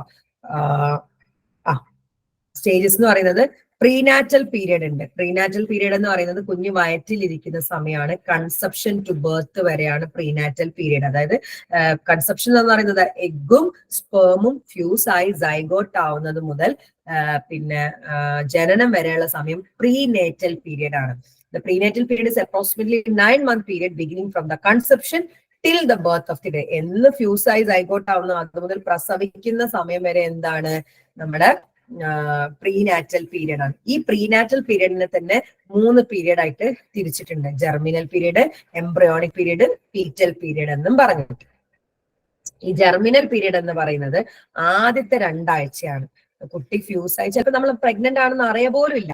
അതായത് യൂട്രൈൻ വാളിൽ പോയിട്ട് ഒട്ടുന്ന വരെയുള്ള സമയം, അതായത് ഈ സൈഗോട്ട് ഫെലോപ്പിയൻ ട്യൂബിൽ കൂടെ പോയി യൂട്രൈൻ വാളിൽ ഒട്ടുന്ന സമയമാണ്. ആ യൂട്രൈൻ വാളിൽ പോയിട്ട് സ്റ്റിക്ക് ആവുന്ന വരെയുള്ള സമയമാണ് ജെർമിനൽ പീരിയഡ് എന്ന് പറയുന്നത്. ചില സമയത്ത് ഇത് യൂട്രസിൽ എത്താതെ ഫെലോപ്പിയൻ ട്യൂബിൽ തന്നെ കുടുങ്ങി കിടന്നു പോകും. അപ്പോഴാണ് ട്യൂബൽ പ്രഗ്നൻസി എന്നൊക്കെ പറയുന്നത്. അപ്പോൾ germinal period, the period covers the first 2 weeks after conception ആണ്. ഇറ്റ് ഇൻവോൾവ്സ് ക്രിയേഷൻ ഓഫ് സൈഗോട്ടായി മാറുന്നു. The process of cell division start ചെയ്യുന്നു and the attachment of zygote to uterine wall. Uterine വാളിൽ attach ആവുന്നതോടെ germinal period അവിടെ അവസാനിക്കുകയാണ്. ആദ്യത്തെ 2 ആഴ്ചയാണ് ജെർമിനൽ പീരിയഡ്. പിന്നെ എംബ്രിയോണിക് ആണ്. എംബ്രിയോണിക് പീരിയഡ് എന്ന് പറയുന്നത് 2 to 8 weeks ആഫ്റ്റർ കൺസെപ്ഷൻ, അതായത് 2 ആഴ്ച മുതൽ 2 മാസം വരെയുള്ള സമയമാണ്. വളരെ ക്രൂഷ്യൽ ആയിട്ട് പല ഡെവലപ്മെന്റ് നടക്കുന്ന ഒരു സമയം കൂടിയാണ് എന്ത്? എംബ്രിയോണിക് പീരിയഡ് എന്ന് പറയുന്നത്. അവിടെ എംബ്രിയോൺ, അതായത് ഒരു എംബ്രിയോക്ക് 3 ലെയർ ആണ് ഉണ്ടാവുക. Ectoderm, mesoderm, endoderm. ഈ എക്ടോഡേം ആണ് എന്തായിട്ട് മാറാം? Skin, hair, teeth, nervous system ഒക്കെ ആയിട്ട് മാറാം. മിഡിൽ ലെയർ ആയിട്ടുള്ള മീസോഡേം ആണ് എന്തായിട്ട്? മസിലും ബോണും സർക്കുലേറ്ററി സിസ്റ്റം ഒക്കെ ആയിട്ട് മാറാം. പിന്നെ എൻഡോഡേം, ഉള്ളിലുള്ള എൻഡോഡേം ആണ് ഇന്നർ ലെയർ, അതായത് ഉള്ളിലുള്ള അവയവങ്ങളായിട്ട് യൂറിനറി ട്രാക്ട്, ഗ്ലാൻഡ് ഒക്കെ ആയിട്ട് മാറുന്നത്. അപ്പോ 2 ആഴ്ച മുതൽ 2 മാസം വരെയുള്ള സമയമാണ് എംബ്രിയോണിക് പീരീഡ് എന്ന് പറയുന്നത്. കൃത്യമായിട്ടും ആ ഒരു സ്റ്റേജസ് കാണിക്കുന്നുണ്ട്. ഇനി 2 മാസം മുതൽ പ്രസവിക്കുന്ന സമയം വരെ ഫീറ്റൽ പീരീഡ് ആണ് കേട്ടോ. ഈ സമയത്തും ഒത്തിരി വ്യത്യാസങ്ങൾ വരുന്നുണ്ട്. കുഞ്ഞിങ്ങനെ ആയിട്ട് മാറുന്നത് എന്തിലാണ്? ഈ ഫീറ്റൽ പീരിയഡിലാണ്. Begin from 8th to 9th week and goes till birth. Now is called 2 ആഴ്ച കഴിഞ്ഞാൽ പിന്നെ എംബ്രിയോ അല്ല, ഫീറ്റസ് എന്നാണ് വിളിക്കുക. The baby rapidly continue to grow in size and major organs becomes differentiated and began to operate. ഈ കാലയളവിലാണ് പല പല ഓർഗൻസും രൂപപ്പെടുന്നതും അത് ഗ്രോ ആവുന്നതും കുഞ്ഞായിട്ട് മാറുന്നതും. ഈ ഫീറ്റൽ പീരിയഡിനെയും തരംതിരിച്ചിട്ടുണ്ട്. ഫസ്റ്റ് ട്രൈമസ്റ്റർ, സെക്കൻഡ് ട്രൈമസ്റ്റർ ഒക്കെ പറഞ്ഞ് തരം തിരിച്ചിട്ടുണ്ട്. അപ്പൊ ഫസ്റ്റ് ഡെവലപ്മെന്റൽ പീരീഡ് എന്ന് പറയുന്നത് പ്രീനാറ്റൽ ആണ്. അതായത് കുഞ്ഞ് വയറ്റിലിരിക്കുന്ന സമയമാണ് പ്രീനാറ്റൽ എന്ന് പറയുന്നത്. ഇനി സെക്കൻഡ് സ്റ്റേജ്, ഇതൊക്കെ കുറെ ഉണ്ട് കേട്ടോ, പക്ഷെ ചുരുക്കി എഴുതിയാൽ മതി. പിന്നെ സ്റ്റേജസ് ചോദിക്കുകയാണെങ്കിൽ എല്ലാ സ്റ്റേജസും എഴുതണം.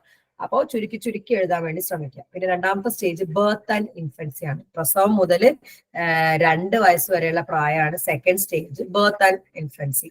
അവിടെ the gestation period comes to an end. The mother enters labor as the baby becomes to be delivered. കുഞ്ഞ് ഈ ബർത്ത് ആൻഡ് ഇൻഫൻസിയിൽ വരുന്നത് കുഞ്ഞ് പുറത്തോട്ട് വന്നു, സെക്കൻഡ് സ്റ്റേജ് ആണ് കേട്ടോ.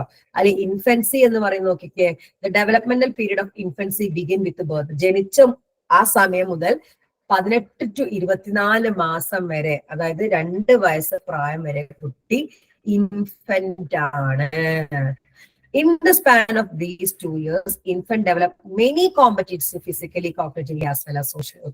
ഒത്തിരി കോമ്പറ്റീഷൻസ് അല്ലെങ്കിൽ കോമ്പറ്റൻസീസ് നേരിടുന്ന സമയമാണ്. അതായത് നമ്മളുടെ കയ്യിൽ മാത്രം മലർന്ന് കിടക്കുന്ന, വിശക്കുമ്പോ കരയുന്ന ഒരു കുഞ്ഞ് അത് കമിഴ്ന്ന് വീഴുന്നു, ഇരിക്കുന്നു, മുട്ടിട്ടഴയുന്നു, നിൽക്കുന്നു, നടക്കുന്നു, 2 അക്ഷരം സംസാരിക്കുന്നു, പിന്നെ അല്ലെ കൂട്ടി വാക്കുകളിലേക്ക് എത്തുന്നു. അതൊരു ഒത്തിരി മാറ്റങ്ങൾ വരുന്നതാണ് ഈ 24 മാസം വരെയുള്ള കാലഘട്ടങ്ങൾ. അവിടെ ഫിസിക്കൽ ഡെവലപ്മെന്റ് ഉണ്ട്, ബോഡി ഗ്രോ ചെയ്യുന്നുണ്ട്, ബ്രെയിൻ ഡെവലപ്പ് ചെയ്യുന്നുണ്ട്, സെറിബ്രൽ കോർട്ടക്സ് ഡെവലപ്പ് ചെയ്യുന്നുണ്ട്, സെൻസറി അബിലിറ്റി. അല്ലെ, പ്രസവിച്ച് വീണ കുഞ്ഞിന് ആകെ 20 അടിയെ കാണാൻ പറ്റുള്ളൂ, വെറും 20 അടി.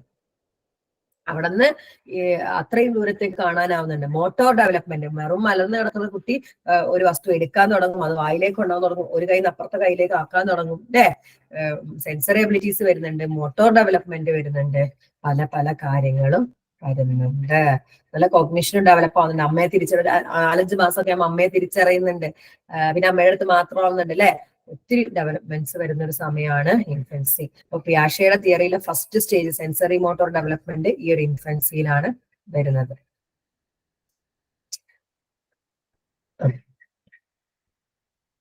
ഇനി 3ാമത്തെ സ്റ്റേജ് ആണ് കേട്ടോ. 3ാമത്തെ സ്റ്റേജ് 10 മാർക്കിനാകുമ്പോൾ എല്ലാ സ്റ്റേജും എഴുതാം, വാരി വലിച്ച് എഴുതുന്ന റെലവെന്റ് ആയിട്ടുള്ള പോയിന്റ്സ് മാത്രം.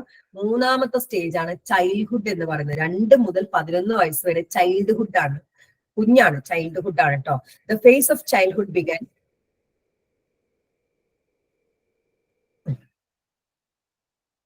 The phase of childhood begins around the age of 2 years with the conclusion of infancy. Infancy തീരുന്നിടത്ത് ചൈൽഡ്ഹുഡ് തുടങ്ങാണ്. It is further divided into 2 phases. ഈ ചൈൽഡ്ഹുഡും 2 ഫേസ് ആയിട്ട് തരംതിരിച്ചിട്ടുണ്ട് കേട്ടോ. അത് 2 മുതൽ 6 വയസ്സ് വരെയും അതാണ് ഇത് ഏർലി ചൈൽഡ്ഹുഡ്. 6 മുതൽ 11 വയസ്സ് വരെ മിഡിൽ ചൈൽഡ്ഹുഡും ആയിട്ടാണ് പറയുന്നത്. The period of early childhood is also known as play years. ഈ ഏർലി ചൈൽഡ്ഹുഡിനെ പ്ലേ ഇയേഴ്സ് എന്നാണ് അറിയുന്നത്, ഓർ പ്രീ സ്കൂൾ പീരീഡ് എന്ന് പറയും, സ്കൂളിൽ പോകുന്നതിന് മുന്നുള്ള സമയം.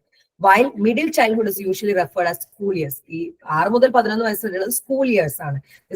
In the most societies, both the stages involve many significant changes across different domains of development. ഈ 2 early childhood ആയിക്കോട്ടെ മിഡിൽ ആയിക്കോട്ടെ കുഞ്ഞിന് ഒത്തിരി ഒത്തിരി വ്യത്യാസങ്ങൾ വരുന്നുണ്ട്.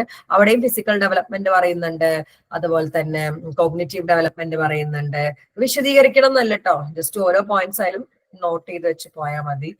സെൽഫ് കോൺസെപ്റ്റ് ഉണ്ടാവുന്നുണ്ട്, ഇമോഷൻസ് ഡെവലപ്പ് ചെയ്യുന്നുണ്ട്, family and peer relations, morality develop ചെയ്യുന്നുണ്ട്, ഇതൊക്കെയാണ് വരുന്നത്. ഇനി 4ാമത്തെ സ്റ്റേജ്. അപ്പൊ 3 സ്റ്റേജ് നമ്മൾ ഓൾറെഡി ആയി കഴിഞ്ഞിട്ടോ. ഏതൊക്കെയായിരുന്നു? പ്രീനാറ്റല്, ഇൻഫൻസി, ചൈൽഡ്ഹുഡ്. ഇത് ഏകദേശം ഏത് പ്രായമാണ്, എന്തൊക്കെയാണെന്നുള്ളത് ഏകദേശം മനസ്സിലായോ? നീട്ടി വലിക്കരുതേ, കാരണം ഇത് എല്ലാ സ്റ്റേജും എഴുതണം. ഞാനിപ്പോ പറഞ്ഞ പോയിന്റ്സ് മാത്രം എഴുതി വെച്ചാൽ പോലും സ്റ്റേജസ് ക്ലിയർ ആയിട്ട് വരും. ഇത്രയും കാര്യങ്ങളൊക്കെയാണോ പറഞ്ഞേ? Very good. ഇനി 4ാമത്തെ സ്റ്റേജ് അഡോളസൻസ് ആണ്. 11 മുതൽ 18 വയസ്സ് വരെയുള്ള പ്രായമാണ് എന്ത്? അഡോളസൻസ് എന്ന് പറയുന്നത്. The stage of adolescence is said to be a transition period ആണ്. കുഞ്ഞിൽ നിന്ന് യൗവനത്തിലേക്ക് അല്ലെങ്കിൽ ബാല്യത്തിൽ നിന്ന് യൗവനത്തിലേക്കുള്ള ഒരു ട്രാൻസിഷൻ പീരീഡ് ആണ് ശരിക്കും അഡോളസൻസ്. അഡോളസൻസിന്റെ കേസിൽ മെയിൻ പ്രത്യേകത സെക്ഷലി ആക്റ്റീവ് ആവുന്നു, പ്യൂബർട്ടി ആവുന്നു എന്നുള്ളത്. സെക്ഷൽ ഹോർമോൺസ് ഒക്കെ ആക്റ്റീവ് ആവുന്നു, അതുപോലെ തന്നെ പ്യൂബർട്ടി ആവുന്നു എന്നുള്ളതാണ് മെയിൻ ആയിട്ടുള്ള ഒരു മാറ്റം. The stage of adolescence is said to be a transition period between childhood and adulthood. These stages range from biological മുതലുണ്ട്. ബയോളജിക്കൽ എന്താണ്? പ്യൂബർട്ടി വരിക, കോഗ്നിറ്റീവ് ഉണ്ട്, അബ്സ്ട്രാക്ട് തോട്ട് ഒക്കെ വരെ ഈ ഒരു സമയത്താണ് കൃത്യമായിട്ട് ചിന്തിക്കാനൊക്കെ പറ്റുക. റിലേഷണൽ കാര്യങ്ങളും, അതായത് റിലേഷൻഷിപ്സും, അല്ലെ, നമുക്ക് ആദ്യമായിട്ട് പ്രണയവും വിരഹവും എല്ലാം തോന്നുന്ന ഒരു പാരന്റ്സിനോടും പിയർ ഗ്രൂപ്പ്സിനോടും റിലേഷണൽ ഡെവലപ്മെന്റും വരുന്ന ഒരു സമയം കൂടിയാണ് അഡോളസൻസ്. ഏറ്റവും സ്ട്രെസ് ചെയ്ത് പറയാനുള്ള കാരണം പ്യൂബർട്ടിയുടെ ഓൺസെറ്റ് ആണ് കേട്ടോ. മാം പിന്നെ ഒരു കാര്യം ചോദിച്ചോട്ടെ, ഇതിന്റെ ഇടയിൽ നമുക്ക് പിയാഷെയുടെ തിയറി വരുന്നുണ്ടല്ലോ കോഗ്നിറ്റീവ്. അത് എഴുതണ്ട. ഈ സ്റ്റേജസ് വെച്ച് 10 മാർക്കിന് സ്റ്റേജ് തന്നെ എഴുതാൻ ഇഷ്ടം പോലെ ഉണ്ട്. പിയാഷെയുടെ എഴുതേണ്ട ആവശ്യം വരുന്നില്ല. ഓക്കെ മാം, ഒരു കാര്യമില്ല. കാരണം ഇതിലെ ഓൾറെഡി ഇത്രയും സ്റ്റേജസ് എഴുതാണ്ട് 10 മാർക്കിന്, അതിന് കൂടുതൽ പിയാഷെ എഴുതാൻ കൂടിയുള്ള സമയം ഉണ്ടാവില്ല കേട്ടോ. ഇനി അഡൽട്ട്ഹുഡ് ആണ്, 18 വയസ്സ് ആൻഡ് ബിയോണ്ട് അഡൽട്ട്ഹുഡ് ആണ്. 18 വയസ്സ് മുതൽ അങ്ങോട്ട് അഡൽട്ട്ഹുഡ് ആണ് കേട്ടോ പറയുന്നത്. അതന്നെ കേട്ടോ early adulthood, middle adulthood, late adulthood വരുന്നുണ്ട് കേട്ടോ. പിന്നെ 20 വയസ്സ് മുതൽ 40 വയസ്സ് വരെ ഏർലി അഡൽട്ട്ഹുഡ് ആണ്, 60 മുതൽ അങ്ങോട്ട് ലേറ്റ് അഡൽട്ട്ഹുഡ് ആയിട്ടാണ് പറയുന്നത്. The transition from adolescent to adulthood is known as emerging adulthood and covers the ages between 18 to 25 ആണ് ശരിക്കും അഡൽട്ട്ഹുഡ് എന്ന് പറയുന്നത്. പക്ഷേ most developmental psychologist divide adulthood into 3 sub phases. ഇത് ഇമ്പോർട്ടന്റ് പോയിന്റ് ആട്ടോ. യങ് അഡൽട്ട്ഹുഡ് അല്ലെങ്കിൽ ഏർലി അഡൽട്ട്ഹുഡ് ആണ് 20 മുതൽ 40 വരെ, മിഡിൽ അഡൽട്ട്ഹുഡ് 40 മുതൽ 65 വയസ്സ് വരെ, ലേറ്റ് അഡൽട്ട്ഹുഡ് 65 ആൻഡ് മരണം വരെ. അപ്പോഴും ഒരുപാട് എന്താ പറയാ ഡെവലപ്മെന്റ് ഉണ്ട്, ഫിസിക്കൽ ഉണ്ട്, കോഗ്നിറ്റീവ് ഉണ്ട്, സോഷ്യോ ഇമോഷണൽ ഒക്കെ വരുന്നത്. അപ്പൊ 5 സ്റ്റേജസ് ആണ്. ഏതൊക്കെയാണ്? പിന്നെ പ്രീനാറ്റല് വരുന്നുണ്ട്. അതിൽ തന്നെ എന്താണ്? പ്രീനാറ്റൽ തന്നെ ജെർമിനല്, എംബ്രിയോണിക്, ഫീറ്റല് വരുന്നുണ്ട്. രണ്ടാമത്തത് ഇൻഫൻസി, ജനനം മുതൽ 2 വയസ്സ് വരെ. പിന്നെ ചൈൽഡ്ഹുഡ് ആണ് 2 മുതൽ 11 വയസ്സ് വരെ. പിന്നെ 11 മുതൽ 18 വരെ, 12 മുതൽ 18 വരെ അഡോളസൻസ്, 18 അങ്ങോട്ട് അഡൽട്ട്ഹുഡ്. അഡൽട്ട്ഹുഡിനെ എന്താക്കി തിരിച്ചിട്ടുണ്ട്? 3 പാർട്ടാക്കി തിരിച്ചിട്ടുണ്ട്. ഓക്കെ ആണോ? ഓക്കെ ആണോ? Very good.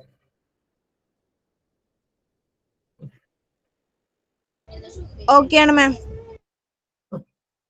ഇനി റിഫ്ലക്സുകൾ എന്താന്ന് ചോദിച്ചിട്ടുണ്ട്. നമ്മള് ഇൻബോൺ ആയിട്ട് കൊടുക്കുന്ന റിയാക്ഷനെയാണ് റിഫ്ലക്സുകൾ എന്ന് പറയുന്നത്. അതായത് ഇൻവളണ്ടറി ആണ്. ശ്രദ്ധിക്കേണ്ട കാര്യം ഇൻവളണ്ടറി ആണ്. നമ്മൾ പോലും അറിയാതെ നമുക്ക് വരുന്ന ഒരു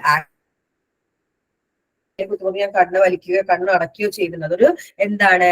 റിഫ്ലക്സ് ആണ്. നമ്മൾ കൊടുക്കുന്ന ഇൻവളണ്ടറി ആയിട്ടുള്ള പിന്നെ റെസ്പോൺസിനെയാണ് റിഫ്ലക്സുകൾ എന്ന് പറയുന്നത്. എക്സാമ്പിൾ സഹിതം ചോദിച്ചിട്ടുണ്ട്. അപ്പൊ ബ്ലിങ്കിങ്, ഒരു ഫ്ലാഷ് ഓഫ് ലൈറ്റ് വന്ന് നമ്മൾ കണ്ണടയ്ക്കും. ബ്ലിങ്കിങ് എന്താണ്? ഒരു റിഫ്ലെക്സ് ആണ്. റൂട്ടിങ് കുഞ്ഞുങ്ങളിലുള്ള റിഫ്ലെക്സ് ആണ്. നിങ്ങളെ കുഞ്ഞിന്റെ കവിളത്തൊന്നും ഇങ്ങനെ തോണ്ടി കുഞ്ഞിങ്ങനെ ഇങ്ങനെ തിരിഞ്ഞു വരുന്ന പോലെ തോന്നും. പാലാണെന്ന് വെച്ചിട്ട് തിരിഞ്ഞു വരുന്നതാണ്. റൂട്ടിങ് എന്നാണ് ആ റിഫ്ലെക്സിന് പറയുന്നത്. പിന്നെ സക്കിങ്, വായിൽ എന്തിട്ടെടുത്താലും കുഞ്ഞ് സക്ക് ചെയ്യും, അതൊരു റിഫ്ലെക്സ് ആണ്.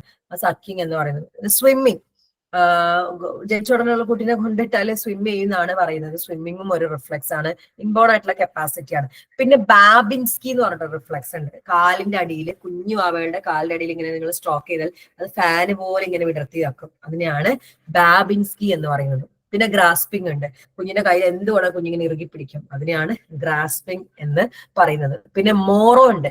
ഈ സൗണ്ട് ഇട്ട് ഇങ്ങനെ ആയിട്ട് ഇങ്ങനെ ആവുന്നത്, ഇങ്ങനെ വന്നിട്ട് ഇങ്ങനെ ആവുന്നതിനെയാണ് മോറോ എന്ന് പറയുന്നത്. പിന്നെ ഒരു കുഞ്ഞിനെ നിങ്ങൾ നിർത്തിയോ, കുഞ്ഞ് നടക്കാൻ ശ്രമിക്കുന്ന പോലെ ശ്രമിക്കും. ഒരു കുഞ്ഞ് ജനിച്ചുടങ്ങുള്ള കുഞ്ഞിനാണെങ്കിലും അതിന് സ്റ്റെപ്പിംഗ് റിഫ്ലെക്സ് എന്നാണ് പറയുന്നത്. പിന്നെ കമഴ്ത്തി കിടത്തി കഴിഞ്ഞാൽ കുഞ്ഞിങ്ങനെ കഴുത്ത് പൊക്കാൻ നോക്കും, അതിന് ടോണിക് റിഫ്ലെക്സ് എന്നാണ് പറയുന്നത്. അപ്പൊ ഒരു ആക്ഷന് ഇൻവോളണ്ടറി ആയിട്ട് കൊടുക്കുന്ന റെസ്പോൺസിനെയാണ് റിഫ്ലെക്സ് എന്ന് പറയുന്നത്. കുറച്ച് എക്സാമ്പിൾ ആണ് കൊടുത്തിട്ട് ഉള്ളത്. ഇനി അടുത്തതാണ് ഗ്രോസ് മോട്ടോർ സ്കിൽസ് എന്ന് പറയുന്നത്. അതായത് ഗ്രോസ് മോട്ടോർ സ്കിൽ എന്ന് പറഞ്ഞു കഴിഞ്ഞാല് എന്താ പറയാ, gross motor skill refer to control over action that help an infant to move around. Move ചെയ്യാൻ സഹായിക്കുന്ന, കൺട്രോൾ ചെയ്യാൻ പറ്റുന്ന സ്കിൽസിനെയാണ്. ഓട്ടം, ചാട്ടം, നടത്തം, അതൊക്കെ ഗ്രോസ് മോട്ടോർ സ്കിൽസ് ആണ്. They involve large muscle activities ആണ്, such as moving one's arm, മുട്ടിട്ട് നിരങ്ങ, crawling, standing or walking, jumping, running, ഇതൊക്കെ ഗ്രോസ് മോട്ടോർ സ്കിൽസ് ആണ്. As suggested by a dynamic system theory, both internal and external influences have a role in the play of development of motor competencies, especially in first year. Internally externally ഒക്കെ influence ചെയ്തിട്ടാണ് ഈ gross motor skill develop ആവുന്നത്. എന്താണ് internally externally എന്നൊക്കെ? നിങ്ങൾ real life മോഗ്ലീനെ കണ്ടിട്ടില്ലേ? Real life മോഗ്ലിയുടെ വാർത്ത കേട്ടിട്ടുണ്ടോ? റിയൽ ലൈഫ് മോഗ്ലീനെ കിട്ടുന്ന സമയത്ത് 4 കാലിലായിരുന്നു ആ കൊച്ചു നടന്നുകൊണ്ടിരുന്നത്. കാരണം ആ കൊച്ചിനെ വളർത്തിയത് മൃഗങ്ങളാണ്. മൃഗങ്ങള് 4 കാലിലാണ് നടന്നിരുന്നത്. അതാണ് ഇന്റേണലിയും എക്സ്റ്റേണലിയും ഇൻഫ്ലുവൻസ് ചെയ്തിട്ടാണ് ഗ്രോസ് മോട്ടോർ സ്കിൽസ് നടക്കുന്നത്. എന്തൊക്കെ കാര്യങ്ങൾ ഇൻഫ്ലുവൻസ് ചെയ്യുന്നത്? സെൻട്രൽ നെർവസ് സിസ്റ്റം, ബ്രെയിനും സ്പൈനൽ കോഡും അതിൽ ഇൻക്ലൂഡ് ആണ്. ബോഡിയുടെ moving capacity, goal in the mind of the child. കുട്ടി എപ്പോഴും എന്തെങ്കിലും ഒരു ഗോൾ വെച്ചിട്ടാണ് നിൽക്കുന്നത്, നടക്കാൻ ശ്രമിക്കുന്നത്, എന്തോ കണ്ടിട്ട് പിടിക്കാനൊക്കെ അല്ലെ. Support receive from the environment. അപ്പത്തേക്ക് നമ്മൾ കുഞ്ഞിനെ പിച്ച വെച്ച് നടത്തിപ്പിക്കുന്നുണ്ട് അല്ലെ, സപ്പോർട്ട്. ഇതൊക്കെ കൂടെ ചേർന്നിട്ടാണ് കുഞ്ഞിന് നമുക്ക് ഗ്രോസ് മോട്ടോർ. നിങ്ങൾ നിങ്ങളുടെ മക്കളെ അവര് ഒറ്റയ്ക്ക് ഓടാനും ചാടാനൊക്കെ തുടങ്ങുമ്പോൾ നമ്മൾ വിലക്കരുത്. അപ്പൊ അത് കുഞ്ഞുങ്ങളിൽ ഇൻഫീരിയോറിറ്റി ആണ് ഉണ്ടാക്കുക. അവരെ കൂടെ നിന്ന് സപ്പോർട്ട് ചെയ്യാണ് വേണ്ടത്. അപ്പോഴാണ് നല്ലൊരു ഡെവലപ്മെന്റ് കുഞ്ഞുങ്ങളിൽ ഉണ്ടാവുക. അപ്പം ലാർജ് മസിൽസ് ഉപയോഗിച്ചിട്ടുള്ള ആക്ടിവിറ്റീസിനെയാണ് ഗ്രോസ് മോട്ടോർ സ്കിൽ എന്ന് പറയുന്നത്. ജമ്പിങ്, വാക്കിംഗ് ഒക്കെ അതിന് ഇന്റേണൽ ആൻഡ് എക്സ്റ്റേണൽ ഇൻഫ്ലുവൻസസ് വേണം എന്നാണ് പറയപ്പെടുന്നത്. ഓക്കെ ആണോ? ഓക്കെ ആണോ? ഇനി ഫൈൻ മോട്ടോർ സ്കിൽ ഉണ്ട്. ബട്ടൺ ഇടുക, അതുപോലെ തന്നെ സ്പൂണ് പിടിക്കുക, ഷൂലേസ് ടൈ ചെയ്യുക, കാരണം ഫൈൻ ആയിട്ട് ചെയ്യാം, പെൻസിൽ വെച്ച് എഴുതുക, ഇതൊക്കെയാണ് fine motor skills. Gross motor skill involves large muscle activity, but fine motor section involve finely tuned movements ആണ്. Anything that requires finger dexterity, finger ഒക്കെ ഉപയോഗിച്ചുള്ള grasping a toy, holding a spoon, buttoning a shirt, tying a shoelace, ഇതൊക്കെയാണ് fine motor skill വരുന്നത്. At birth, infants do not have control over these fine motor skills. ജനന സമയത്ത് കുട്ടികൾക്ക് ഒരു fine motor skill ഇല്ല. But the onset of reaching and grasping make a significant achievement in the ability to interact with environment. പക്ഷെ എപ്പോഴാണ് അവർ grasp ചെയ്യാനോ reach ചെയ്യാനോ തുടങ്ങുന്നത്, നിരങ്ങി പോകാനോ അല്ലെങ്കിൽ ഗ്രാസ്പ് ചെയ്യാൻ തുടങ്ങുന്നത്, അത് മുതൽ അവർക്ക് ഈ ഫൈൻ മോട്ടോർ സ്കില്ല് ഡെവലപ്പ് ആയിക്കൊണ്ട് ഇരിക്കും. അതുപോലെ നിങ്ങൾ സ്കൂളിൽ ചേർത്താനായി നിങ്ങളുടെ മക്കളുണ്ടെങ്കിൽ നേരെ പെൻസിൽ കൊടുക്കരുത്, ആദ്യം പേപ്പർ കൊടുക്കുക. പേപ്പർ കീറാനും ചുരുട്ടാനും ഒക്കെ ഈ കൈയൊന്ന് വഴങ്ങണം, എന്നാൽ മാത്രമേ എന്ത് പറ്റുള്ളൂ, കുഞ്ഞിന് നേരെ കൊണ്ട് പെൻസിൽ കൊടുക്കരുത്. അതാണ്. പിന്നെ കുത്തി വരയ്ക്കാൻ കൊടുക്കുക, ചുമ്മാ എഴുതാൻ കൊടുക്കുക, എന്നിട്ട് മാത്രമാണ് അക്ഷരങ്ങളിലേക്ക് എത്തുന്നത്. With eventually important in eye movement around the age of 7 weeks, the infant drops pitching as now he or she can track and fixate objects better, which plays an important role in reaching. 7 ആഴ്ചക്ക് കാണുമ്പോഴത്തേന് പിടിക്കാനൊക്കെ കുഞ്ഞു നോക്കും. അവിടെ നിന്നാണ് ഈ ഒരു തുടക്കം വരുന്നത്. Infant develop 2 types of grasp. 2 grasp ഉണ്ട്. ഒന്ന് പാൽമർ അല്ലെങ്കിൽ അൾനാർ ഗ്രാസ്പ് എന്ന് പറയും. ഇങ്ങനെ ഗ്രാസ്പ് ചെയ്യുന്നതിനാണ് പാൽമർ ഗ്രാസ്പ് എന്ന് പറയുന്നത്. ഇങ്ങനെ, ഇത് പിൻസറാണ്. രണ്ടാമത്തെ പിൻസർ ഗ്രാസ്പ് ആണ്. തമ്പും ഫിംഗറും ഉപയോഗിച്ചിട്ട്, ഈ തമ്പും ഫിംഗറും ഉപയോഗിച്ച് ഗ്രാസ്പ് ചെയ്യുന്നത് പിൻസർ ഗ്രാസ്പ് ആണ്. പാം ഉപയോഗിച്ച് ഗ്രാസ്പ് ചെയ്യുന്നത് പാൽമർ ഗ്രാസ്പ് ആണ്. ഈ 2 തരത്തിലുള്ള ഗ്രാസ്പിംഗ് ആണ് കുഞ്ഞിൽ ഉണ്ടാവുക. By the age of 5 years, motor coordination becomes finer and fingers, hand and arm move better as guided by the eyes. 5 വയസ്സാകുമ്പോഴത്തേനും ഈ ഫിംഗേഴ്സും ഒക്കെ ഫൈനർ ആവും, ഹാൻഡ്സ് ഒക്കെ ഫൈനർ ആവും, നന്നായിട്ട് മൂവ്മെന്റ് ഒക്കെ നടക്കും. സോ അങ്ങനെ പടിപടിയായിട്ടാണ് ഫൈൻ മോട്ടോർ സ്കില്ലിലേക്ക് കുഞ്ഞ് എത്തുന്നത്. ഓക്കെ ആണോ? ഓക്കെ ആണോ? Okay, very good.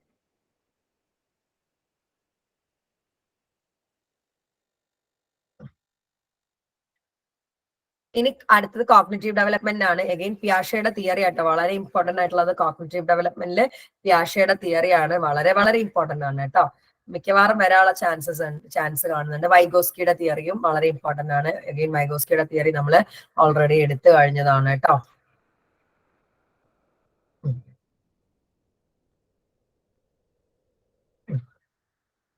Moral development എനിക്ക് പറയണം എന്നുണ്ട്, നാളെ പറഞ്ഞു. നാളെ ഒരു സെഷനും കൂടി ഉണ്ടാവും കേട്ടോ.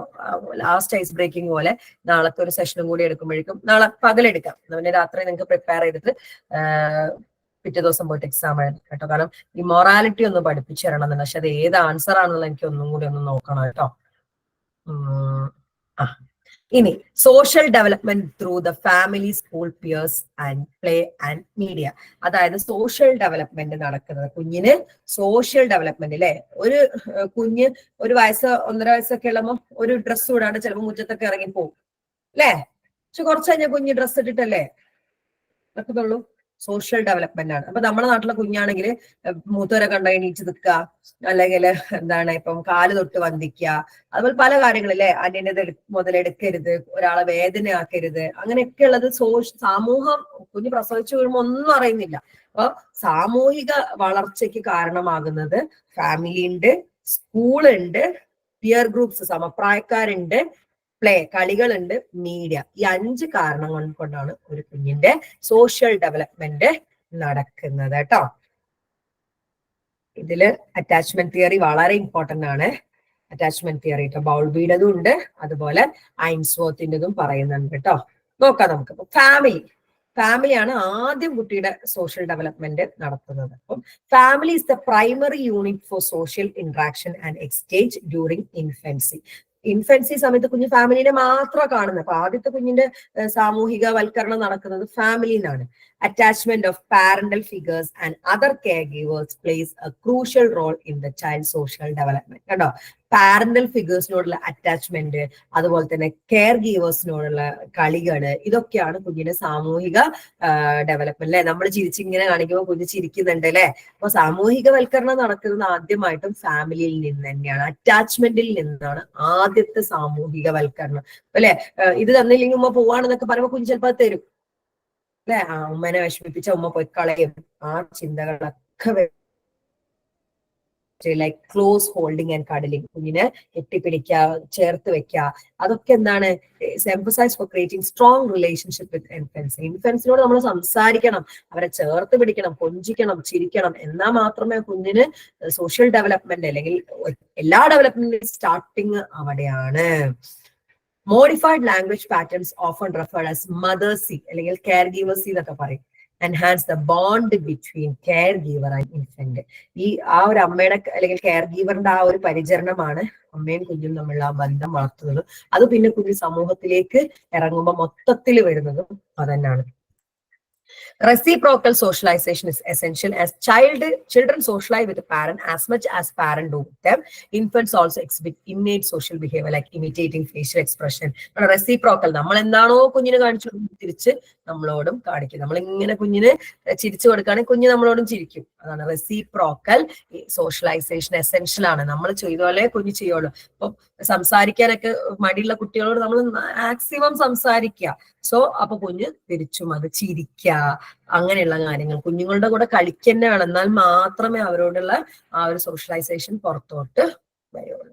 അപ്പൊ ഈ ഫാമിലിയുടെ കേസ് പറയുകയാണെങ്കിൽ 2 അറ്റാച്ച്മെന്റ് തിയറികൾ വളരെ ഇമ്പോർട്ടന്റ് ആണ് കേട്ടോ. ഒന്ന് ഐൻസ്വർത്തിൻ്റെതും ബോൾബിയുടെ ആണ് കേട്ടോ.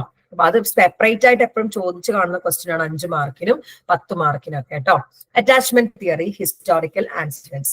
The origin of famous attachment theory can be traced back to the Second World War, when Anna Freud and Dorothy Burlingham set up shelters in London for children who had lost their families during the war. അപ്പൊ attachment തിയറിയുടെ ആദ്യത്തെ attachment theory വരുന്നത് 2ാം ലോക മഹായുദ്ധത്തിന്റെ സമയത്താണ്.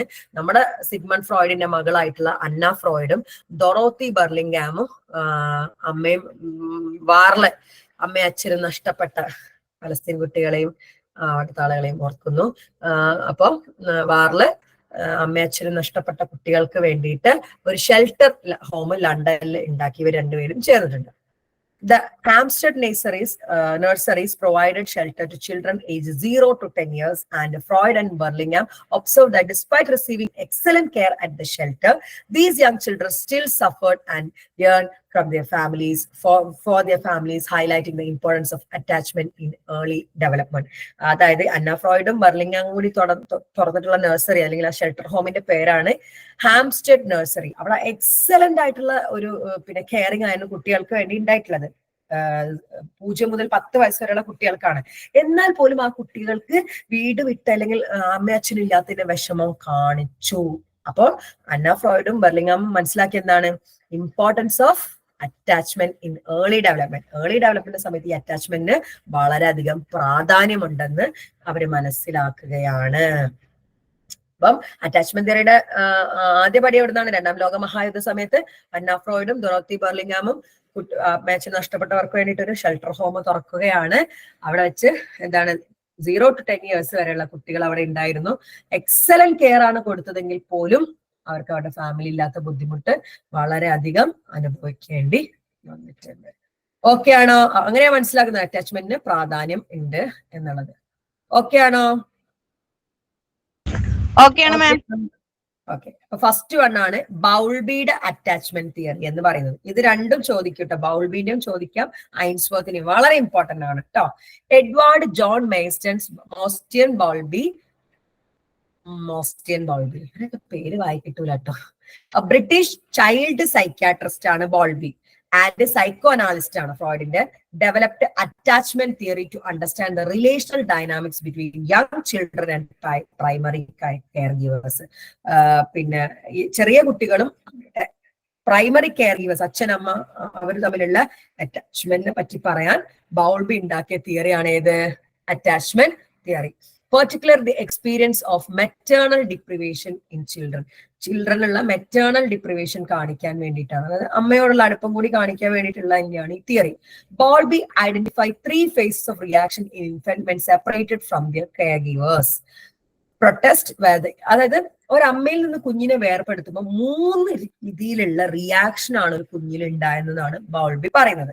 Protest, where the infant panics and cries to restore and bond. അതായത് protest ചെയ്യുക, കുഞ്ഞ് ചെറുത്ത് നിൽക്കുക, അതായത് പാനിക് ക്രൈ ഒക്കെ ആയിട്ട് ചെറുത്ത് നിൽക്കുക, അതാണ് ഒന്ന്.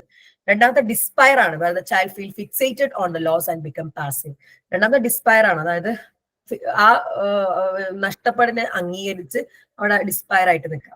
And detachment, where the child start showing interest in other care givers and the new environment. മൂന്നാമത്തെ കെയർ ഗീവറിലേക്ക് കുഞ്ഞ് അറ്റാച്ച്ഡ് ആവുക. അതായത് 3 രീതിയിലുള്ള റിയാക്ഷൻ, ഒരു കുഞ്ഞിനെ അമ്മയിൽ നിന്ന് വേർപെടുത്തുമ്പോൾ 3 രീതിയിലുള്ള റിയാക്ഷൻ ആണ് ആര് കണ്ടത്? ബോൾബി കണ്ടത്. ഒന്ന് പ്രൊട്ടസ്റ്റ്, അതായത് ഭയങ്കരമായിട്ട് കരഞ്ഞു കൂകി വിളിക്കുക. രണ്ടാമത്തത് ലോസ് ആയിട്ട് പാസീവായിട്ട്, അതായത് ആ നഷ്ടത്തെ അംഗീകരിച്ച് വളരെ ഉദാസീനായിട്ടിരിക്കും. മൂന്നാമത്തത് എന്താണ്? അത് മറന്ന് അടുത്ത കെയർ ഗീവറിലേക്ക് അറ്റാച്ച്ഡ് ആവാ. ഈ 3 രീതിയിലായിരിക്കും കേട്ടോ. ഹാർലോ കണ്ടക്ടഡ് എക്സ്പെരിമെന്റ് റീസസ് മങ്കീസിലാട്ടോ. ഇതാണ് റീസസ് മങ്കീസ് കേട്ടോ. Rhesus monkeys, providing them with surrogate mothers made with wire mesh. Okay, Rhesus monkeysന് എന്ത് കൊടുത്തു? അമ്മമാരെ കൊടുത്തു. റിയൽ അമ്മമാരെ അല്ല, വയർ മെഷ് കൊണ്ട് ഉണ്ടാക്കിയ ഡമ്മി അമ്മമാരെ കൊടുത്തു, സറോഗേറ്റ് മദേഴ്സിന്. സ്റ്റഡി ആട്ടോ നടന്നൊരു എക്സ്പെരിമെന്റ് ആണ്. Some were covered with soft cloth. ചില വയർ മെഷ്, ചില ബൊമ്മകളെ സോഫ്റ്റ് ക്ലോത്ത് ആണ് അതിന് കവർ ആയിരുന്നത്. While others were just plain wire skeleton. ചിലത് സ്കെലിറ്റൺ പോലെ ആയിരുന്നു. Monkeys spend significantly more time with the cloth mother regardless of which one fed them. Cloth മദറിനോട് അവർ കുറച്ചുകൂടെ അടുപ്പം കാണിച്ചു. അവരുടെ ബയോളജിക്കൽ മദറിന്റെ അത്ര ഇല്ലെങ്കിലും ക്ലോത്ത് മദറിനോട്, അതായത് 2 റീസസ് മങ്കിയിലാട്ടോ ഈ നടക്കുന്നത്. റീസസ് മങ്കീസിന്റെ ബേബീസിന് കുറച്ച് ആൾക്കാർക്ക് നല്ല സോഫ്റ്റ് ടോയിനെയും കൊടുത്തു, ചില ആൾക്കാർക്ക് കമ്പി കൊണ്ട് ഉണ്ടാക്കിയ മാത്രമുള്ള അമ്മേനെയും കൊടുത്തു. അപ്പൊ ഇവിടെ സോഫ്റ്റ് അമ്മേന്റെ അടുത്തായിരുന്നു കുട്ടികൾ കൂടുതൽ അറ്റാച്ച്ഡ് ആയത്. Bowlby used Harlow's experiment as support for attachment theory, which highlights the importance of emotional bonds between children and caregivers in their early development. Attachment theory, ആ ഇമോഷണൽ ഡെവലപ്മെന്റ്, സോഫ്റ്റ് ആകുമ്പോൾ മാത്രമാണ് ആ ഒരു emotional development ഉണ്ടാകുന്നത്. Attachment അസൈൻമെന്റിൽ ഉണ്ടായിരുന്നു അല്ലെ. Attachment theory has contributed significantly to our understanding, to our emotional and social development of children. The impact of early revelation അറ്റാച്ച്മെന്റിന് നമ്മളുടെ ലേറ്റർ ലൈഫിലും വളരെയധികം പ്രാധാന്യമുണ്ട്. അതായത് അനാഥത്വം അനുഭവിക്കുന്നവരെ, അല്ലെങ്കിൽ ആ സമയത്ത് പിന്നെ അടുപ്പം കിട്ടാത്തവരൊക്കെ പിൽക്കാലത്ത് നല്ല രീതിയിൽ ബുദ്ധിമുട്ടുകൾ അനുഭവിച്ച് കാണാറുണ്ട്. എസ്പെഷ്യലി ഈ എനിക്ക് നിങ്ങളൊക്കെ അമ്മമാരാവാൻ പോകുന്നവരാണ്, അടുത്തടുത്താണ് പ്രസവമെങ്കിൽ ദയവ് ചെയ്ത് നിങ്ങൾ ശ്രദ്ധിക്കുക, 2 പേരെയും ഒരേപോലെ കെയർ ചെയ്യാൻ. ചെറിയ വ്യത്യാസമാണെങ്കിൽ 2 പേരെയും ഫീഡ് പോലും നിങ്ങൾ ചെയ്തോളൂ. അതായത് പുതിയ കുഞ്ഞ് വരുന്ന സമയത്ത് മൂത്ത കുഞ്ഞിനോട് വളരെ അടുത്തുള്ള സമയത്താണ്, 1 വയസ്സിനൊക്കെ വ്യത്യാസം 2 വയസ്സിനൊക്കെ വ്യത്യാസം ഉണ്ടാകുമ്പോൾ നിങ്ങൾ ശ്രദ്ധിച്ചോളാം. അല്ലാത്ത പക്ഷം ആ മൂത്ത കുഞ്ഞിന് എനിക്ക് നല്ല കേസസ് ഉണ്ട്. ഈ ആഴ്ച 2 കേസസ് എനിക്ക് വന്നിട്ടുണ്ട് ഇതേ പ്രശ്നമായിട്ട്. സോ വളരെ ഇമ്പോർട്ടന്റ് ആണ്, എസ്പെഷ്യലി മദറുമായിട്ടുള്ള അറ്റാച്ച്മെന്റ്. ഇതുവരെ വെറുതെ പറിച്ചുണ്ടാക്കിയ സാധനമല്ല. ഞാൻ പറയാറുണ്ട്, എപ്പോഴും ഞാൻ പറയാറുണ്ട്, സൈക്കോളജി നമുക്ക് ലൈഫിൽ പാകത്തിലാക്കാനുള്ളതാണ്. സോ അതാണ് attachment theory has contributed significantly to our understanding of the emotional and social development of children. Emotionally socially develop ചെയ്യാൻ നമ്മളെ ഏർലി റിലേഷൻഷിപ്പ് സഹായിക്കുന്നത്, ലേറ്റർ ലൈഫിൽ ഡെവലപ്പ് ആവാൻ. അപ്പൊ ബോൾബിയുടെ 3 ടൈപ്പ് മനസ്സിലായോ? എല്ലാരും ഒന്ന് പറഞ്ഞേ, ബോൾബി പറഞ്ഞ 3 ടൈപ്പ് അറ്റാച്ച്മെന്റ് പറഞ്ഞേ, മനസ്സിലായോ? എല്ലാവർക്കും മനസ്സിലായോ ബോൾബി? ഇനി അടുത്തത് പറയാൻ വേണ്ടി പോകുന്നത് നമ്മുടെ അറ്റാച്ച്മെന്റ് സ്റ്റൈൽ ഓഫ് ഐൻസ്വർത്ത്. ഐൻസ്വർത്തിന്റെ 3 ടൈപ്പ് അറ്റാച്ച്മെന്റ് ആണ് കേട്ടോ. ഐൻസ്വർത്തും ഒരു എക്സ്പെരിമെന്റ് വെച്ചിട്ടാണ് ഇത് ചെയ്തിട്ടുള്ളത് കേട്ടോ. Mary Dinsmore Einvers, an American Canadian psychologist, was another major proponent to attachment theory. വേറൊരു attachment theory രണ്ടുപേരാണ്, ബൗൾബിയും ഐൻസ്വർത്തും ആണ് attachment theory നെ പറ്റി പറഞ്ഞത്. They developed secure attachment style where they used their primary caregiver the rest of the social world. അവിടെ ഒരു experiment നടത്തിയിട്ടാണ് ഇതിലേക്ക് എത്തുന്നത് കേട്ടോ. അതായത് കുഞ്ഞുങ്ങളെ ആദ്യം അമ്മയുടെ കൂടെ ഇരുത്തും, എന്നിട്ട് അമ്മയെ പുറത്താക്കും, വീണ്ടും അമ്മയെ കൊണ്ടുവരും. അപ്പൊ ഉണ്ടാവുന്ന കുട്ടികളുടെ ആകാംക്ഷ അറിയാൻ വേണ്ടിയിട്ടാണ്. അപ്പൊ അങ്ങനെ കുറെ കുട്ടികളുടെ എക്സ്പെരിമെന്റ് ചെയ്തിട്ട് അവര് 3 ടൈപ്പ് അറ്റാച്ച്മെന്റ് ആണ് കണ്ടെത്തിയത്. സെക്യൂർ അറ്റാച്ച്മെന്റ് സ്റ്റൈലാണ് type B. Anxious avoidant attachment സ്റ്റൈലാണ് type A. Anxious resistant type ആണ് ടൈപ്പ് സി. നോക്കിയേ, type B infant use their primary caregivers, mostly mothers, as a secure base and they explore the environment. But type A എന്താണ് ചെയ്തത്? അവർ അമ്മ ഇരിക്കുന്ന സമയത്ത് അമ്മയുടെ മടിയിൽ നിന്ന് ഇറങ്ങി കളിക്കുന്നുണ്ട്. അമ്മ പോയപ്പോ ഒന്ന് ബേജാറായി, പക്ഷെ അമ്മ തിരിച്ചു വന്നപ്പോഴേക്കും അമ്മയുടെ അടുത്ത് വീണ്ടും ഇണങ്ങി ചെന്നു, ഓക്കെ ആയി. അതായത് അമ്മ ഇരിക്കുമ്പോൾ അമ്മേന്റെ മടിയിൽ നിന്ന് ഇറങ്ങി കളിക്കുന്നു, ആ റൂമിൽ കളിക്കുന്നു. അവൾ അറിയാതാണ് അമ്മ പോകുന്നത്. അമ്മ പോകുമ്പോഴത്തേക്കും ഒന്ന് ടെൻഷനായി ആകുന്നതായി. അമ്മ തിരിച്ചു വന്നപ്പോഴേക്കും ഓടിപ്പോയി അമ്മയെടുത്ത് ഉമ്മയൊക്കെ കൊടുത്തു, വീണ്ടും കളിക്കാൻ വേണ്ടി തുടങ്ങി. ഇതാണ് എന്ത്? Secure attachment type. ഇതാണ് ഏറ്റവും നല്ല അറ്റാച്ച്മെന്റ് ടൈപ്പ് എന്ന് പറയുന്നത് കേട്ടോ. ഇനി type A infants on the other hand exhibit insecurity by ignoring or avoiding the caregiver mother. ഈ രണ്ടാമത്താണ് എന്ത്? Type A. അവരെന്താണ്, അമ്മ പോയപ്പോഴും മൈൻഡ് ചെയ്യുന്നില്ല, വന്നപ്പോഴും മൈൻഡ് ചെയ്യുന്നില്ല. അത്തരത്തിലുള്ളതാണ് ടൈപ്പ് എ. നല്ല അറ്റാച്ച്മെന്റ് അല്ല. ഇനി ടൈപ്പ് സി, ഇതാണ് നമ്മളെ കുട്ടികൾ ഏറ്റവും കൂടുതൽ കാണിക്കുന്നത്. നിങ്ങൾ എവിടെയെങ്കിലും പോവാണെങ്കിൽ കുഞ്ഞുങ്ങളോട് കള്ളം പറഞ്ഞിട്ടോ ഒന്നും പോകരുത്. വർക്കിംഗ് മദേഴ്സ് ഒക്കെ ആണെങ്കിൽ പറഞ്ഞിട്ട് കരയാണെങ്കിൽ അവർ മുന്നിൽ കൂടെ അമ്മയ്ക്ക് ജോലിക്ക് പോകണം കേട്ടോ, അമ്മ ജോലിക്ക് പോവാണേ, നാളെ വരാം, അല്ലെങ്കിൽ കുറച്ച് കഴിഞ്ഞ് വന്ന് കുഞ്ഞിനെ കൂട്ടിക്കൊണ്ടോട്ടോ എന്ന് പറഞ്ഞിട്ട് വേണം. മുങ്ങിപ്പോയി കഴിഞ്ഞാൽ അവരുടെ ഉള്ളിൽ ട്രസ്റ്റ് ഇഷ്യൂസ് ആണ് ഉണ്ടാവുക. ഒന്നെങ്കിൽ എ ആവും അവർ, അല്ലെങ്കിൽ സി ആവും. സി ആണ് ഏറ്റവും കൂടുതൽ കാണാറുള്ളത് കേട്ടോ. Type C infant. എനിക്ക് ഈ അടുത്തൊരു കേസ് വന്നിട്ടുണ്ടായിരുന്നു. അമ്മയ്ക്ക് കുഞ്ഞിനെ സ്കൂളിൽ വിടാൻ മടി, കാരണം കുഞ്ഞിനായിട്ട് പിരിയാൻ പറ്റായിട്ടാണ്. ഭയങ്കര മോശമാട്ടോ. കുഞ്ഞിനെ ആ സമയത്ത് നിങ്ങൾ പറഞ്ഞയക്കുന്നത്. ഇപ്പൊ 5ാമത്തെ വയസ്സായി, ഇപ്പൊ 1ൽ ചേർത്താന്നൊക്കെ പറഞ്ഞിട്ടാണ് ഇരിക്കും. ഞാൻ പറഞ്ഞു ചേർത്തി UKG കൊണ്ടിട്ട്, LKG 5 വയസ്സിൽ LKG കൊണ്ടിട്ട് ഇപ്പൊ ചേർത്തിയിട്ടുള്ളത്. കാരണം കുഞ്ഞിന് എന്ത് സംഭവിക്കോ, കുഞ്ഞിന് അമ്മയ്ക്ക് ഇത്തിരി ആൻസൈറ്റി ഉണ്ടായിട്ടാണ്, പക്ഷെ ആ ഒരു അറ്റാച്ച്മെന്റ് ഒരിക്കലും കുഞ്ഞിന് നല്ലതല്ല. ഇപ്പൊ ടൈപ്പ് സി എന്ന് പറയുന്നത് ക്ലിങ്ങി ആയിട്ടുള്ള കുട്ടികളാണ്. Exhibit insecurity by resisting. Caregiver പോകുമ്പോൾ കരഞ്ഞു കൂകി വിളിച്ച് അവരെ പോകാനും സംഭവിക്കുന്നില്ല, അവരെ ക്ലിങ്ങി ആയിട്ടിരിക്കുക, ഈ തിരിച്ചു വന്നപ്പോഴും ഫൈറ്റ് ചെയ്യും. അത്തരത്തിലാണ് ടൈപ്പ് സി എന്ന് പറയുന്നത്. ടൈപ്പ് എന്താണ്? പിരിഞ്ഞാലും അവരൊപ്പത്തിന് ഇതുണ്ട്, പക്ഷെ പിന്നെയും പോകുമ്പോൾ ഭയങ്കര ഹാപ്പി ആയിട്ട്. ചില മക്കളുടെ കൊണ്ടിരുത്തുമ്പോൾ ഒരു അരക്ഷിതാവസ്ഥ ഉണ്ടാവും, പിന്നെ അവർ കളിക്കാനൊക്കെ തുടങ്ങും, പിന്നെ തിരിച്ചു വരുമ്പോഴും ഓക്കെയാണ്. ചില മക്കൾ അവിടെ കൊണ്ടിരുത്തില്ല അമ്മനെ മൈൻഡ് ചെയ്യില്ല, തിരിച്ചു കൊണ്ടുപോകുമ്പോൾ മൈൻഡ് ചെയ്യില്ല. ഇനി 3ാമത്തെ ഉണ്ട്, കാലഞ്ഞ് കൂവി കാലിലൊക്കെ കെട്ടിപ്പിടിച്ചിരിക്കും അല്ലെ.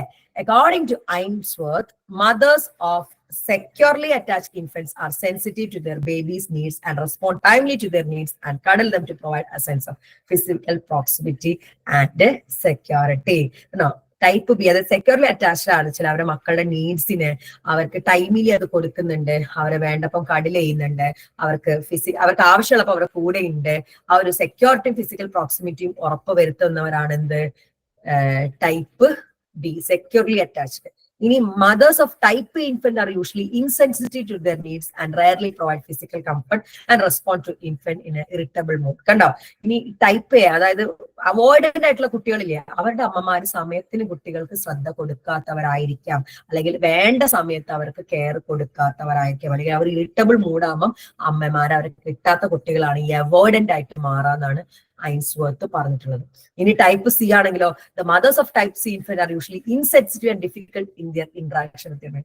ഭയങ്കര ഇൻസെൻസിറ്റീവ് ആയിട്ട് കുട്ടികാരെ ഇരുന്ന് കൂടെ കുട്ടിയുടെ കൂടെ ഫുൾ ടൈം ചെലവഴിക്കുക അല്ലെ. നമ്മുടെ എസ്പെഷ്യലി കേരളത്തിലെ അമ്മമാരുടെ ഒരു മിഥ്യാധാരണയാണ് ഫുൾ ടൈം കൂടെ കുട്ടികളുടെ കൂടെ ഇരിക്കണം, അവർ ഒന്നിനും ചെയ്യാൻ വിടാണ്, അവരൊക്കെ തന്നെ പിടിച്ചിരുത്തണം. എന്റെ പൊന്നു അമ്മമാരെ, നിങ്ങൾ ഒക്കെ തന്നെ കുട്ടികളെ പിടിച്ചിരുത്തി അവരൊന്നും ചെയ്യാൻ വിടാതാക്കിയോ, അവര് പിൽക്കാലത്ത് ഭയങ്കര ഇൻസെക്യൂർ ആയിട്ടാണ്. വേണ്ടപ്പം കെയർ കൊടുക്കുക, എന്നാൽ അവർക്ക് കടൽ ചെയ്യുമ്പോൾ കടൽ ചെയ്യുക, ഉമ്മ കൊടുക്കുമ്പോൾ ഉമ്മ കൊടുക്കുക, അവർക്ക് ആവശ്യമുള്ളപ്പോൾ അവർക്ക് എന്തെങ്കിലും പറ്റുമ്പോഴേക്കും ഓടി അവരുടെ അടുത്തെത്താം. സെക്യൂർലി അറ്റാച്ച്ഡ് എന്താണ് റിലേഷൻഷിപ്പ് ആണ് ഉണ്ടാവുക. ടൈപ്പ് എ ആയിക്കോട്ടെ ടൈപ്പ് സി ആയിക്കോട്ടെ, രണ്ടും ഹെൽത്തി അല്ല. ഓക്കെ ആണോ? ഓക്കെ ആണോ? പറഞ്ഞേ.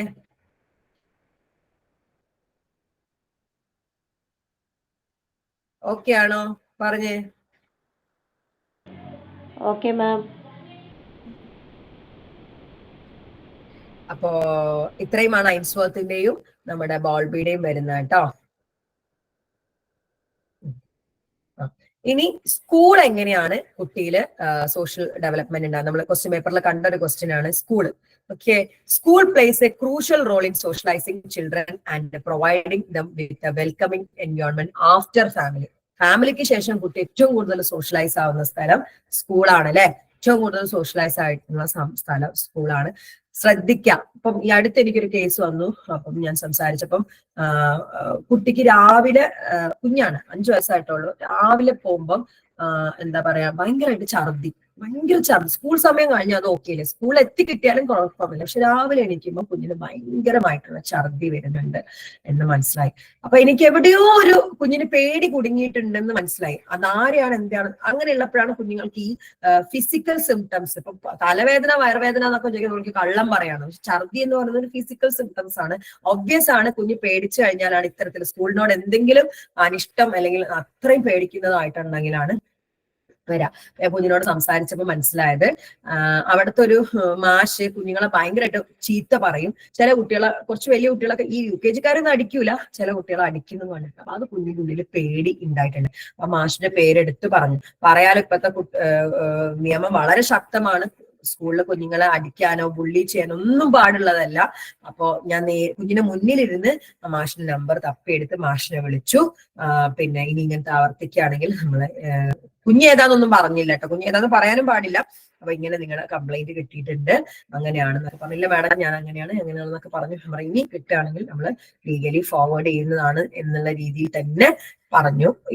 ഈ കുഞ്ഞിന് കിട്ടിയിട്ടൊന്നല്ല. അപ്പൊ നിങ്ങൾ ശ്രദ്ധിക്കണം, ആ കുഞ്ഞു മനസ്സ് എങ്ങനെയാണ് വിഷമിക്കുക, വേദനിക്കുക. അപ്പൊ നിങ്ങൾ എപ്പോഴും ഒക്കെ മടിയാണ്, കുഞ്ഞിന് മടിയാണ്, അങ്ങനെ ഒന്നും വിചാരിക്കരുത്. വാലിഡ് ആയിട്ടുള്ള റീസൺ ഉണ്ടാവും. ചിലപ്പോൾ അത് അമ്മയോട് അച്ഛനോട് പറയാൻ മടിയുള്ളതും നമ്മളത് അതിൻ്റെതായിട്ടുള്ള രീതിയിലാണ്. വളരെ ഇമ്പോർട്ടന്റ് ആണ് കേട്ടോ.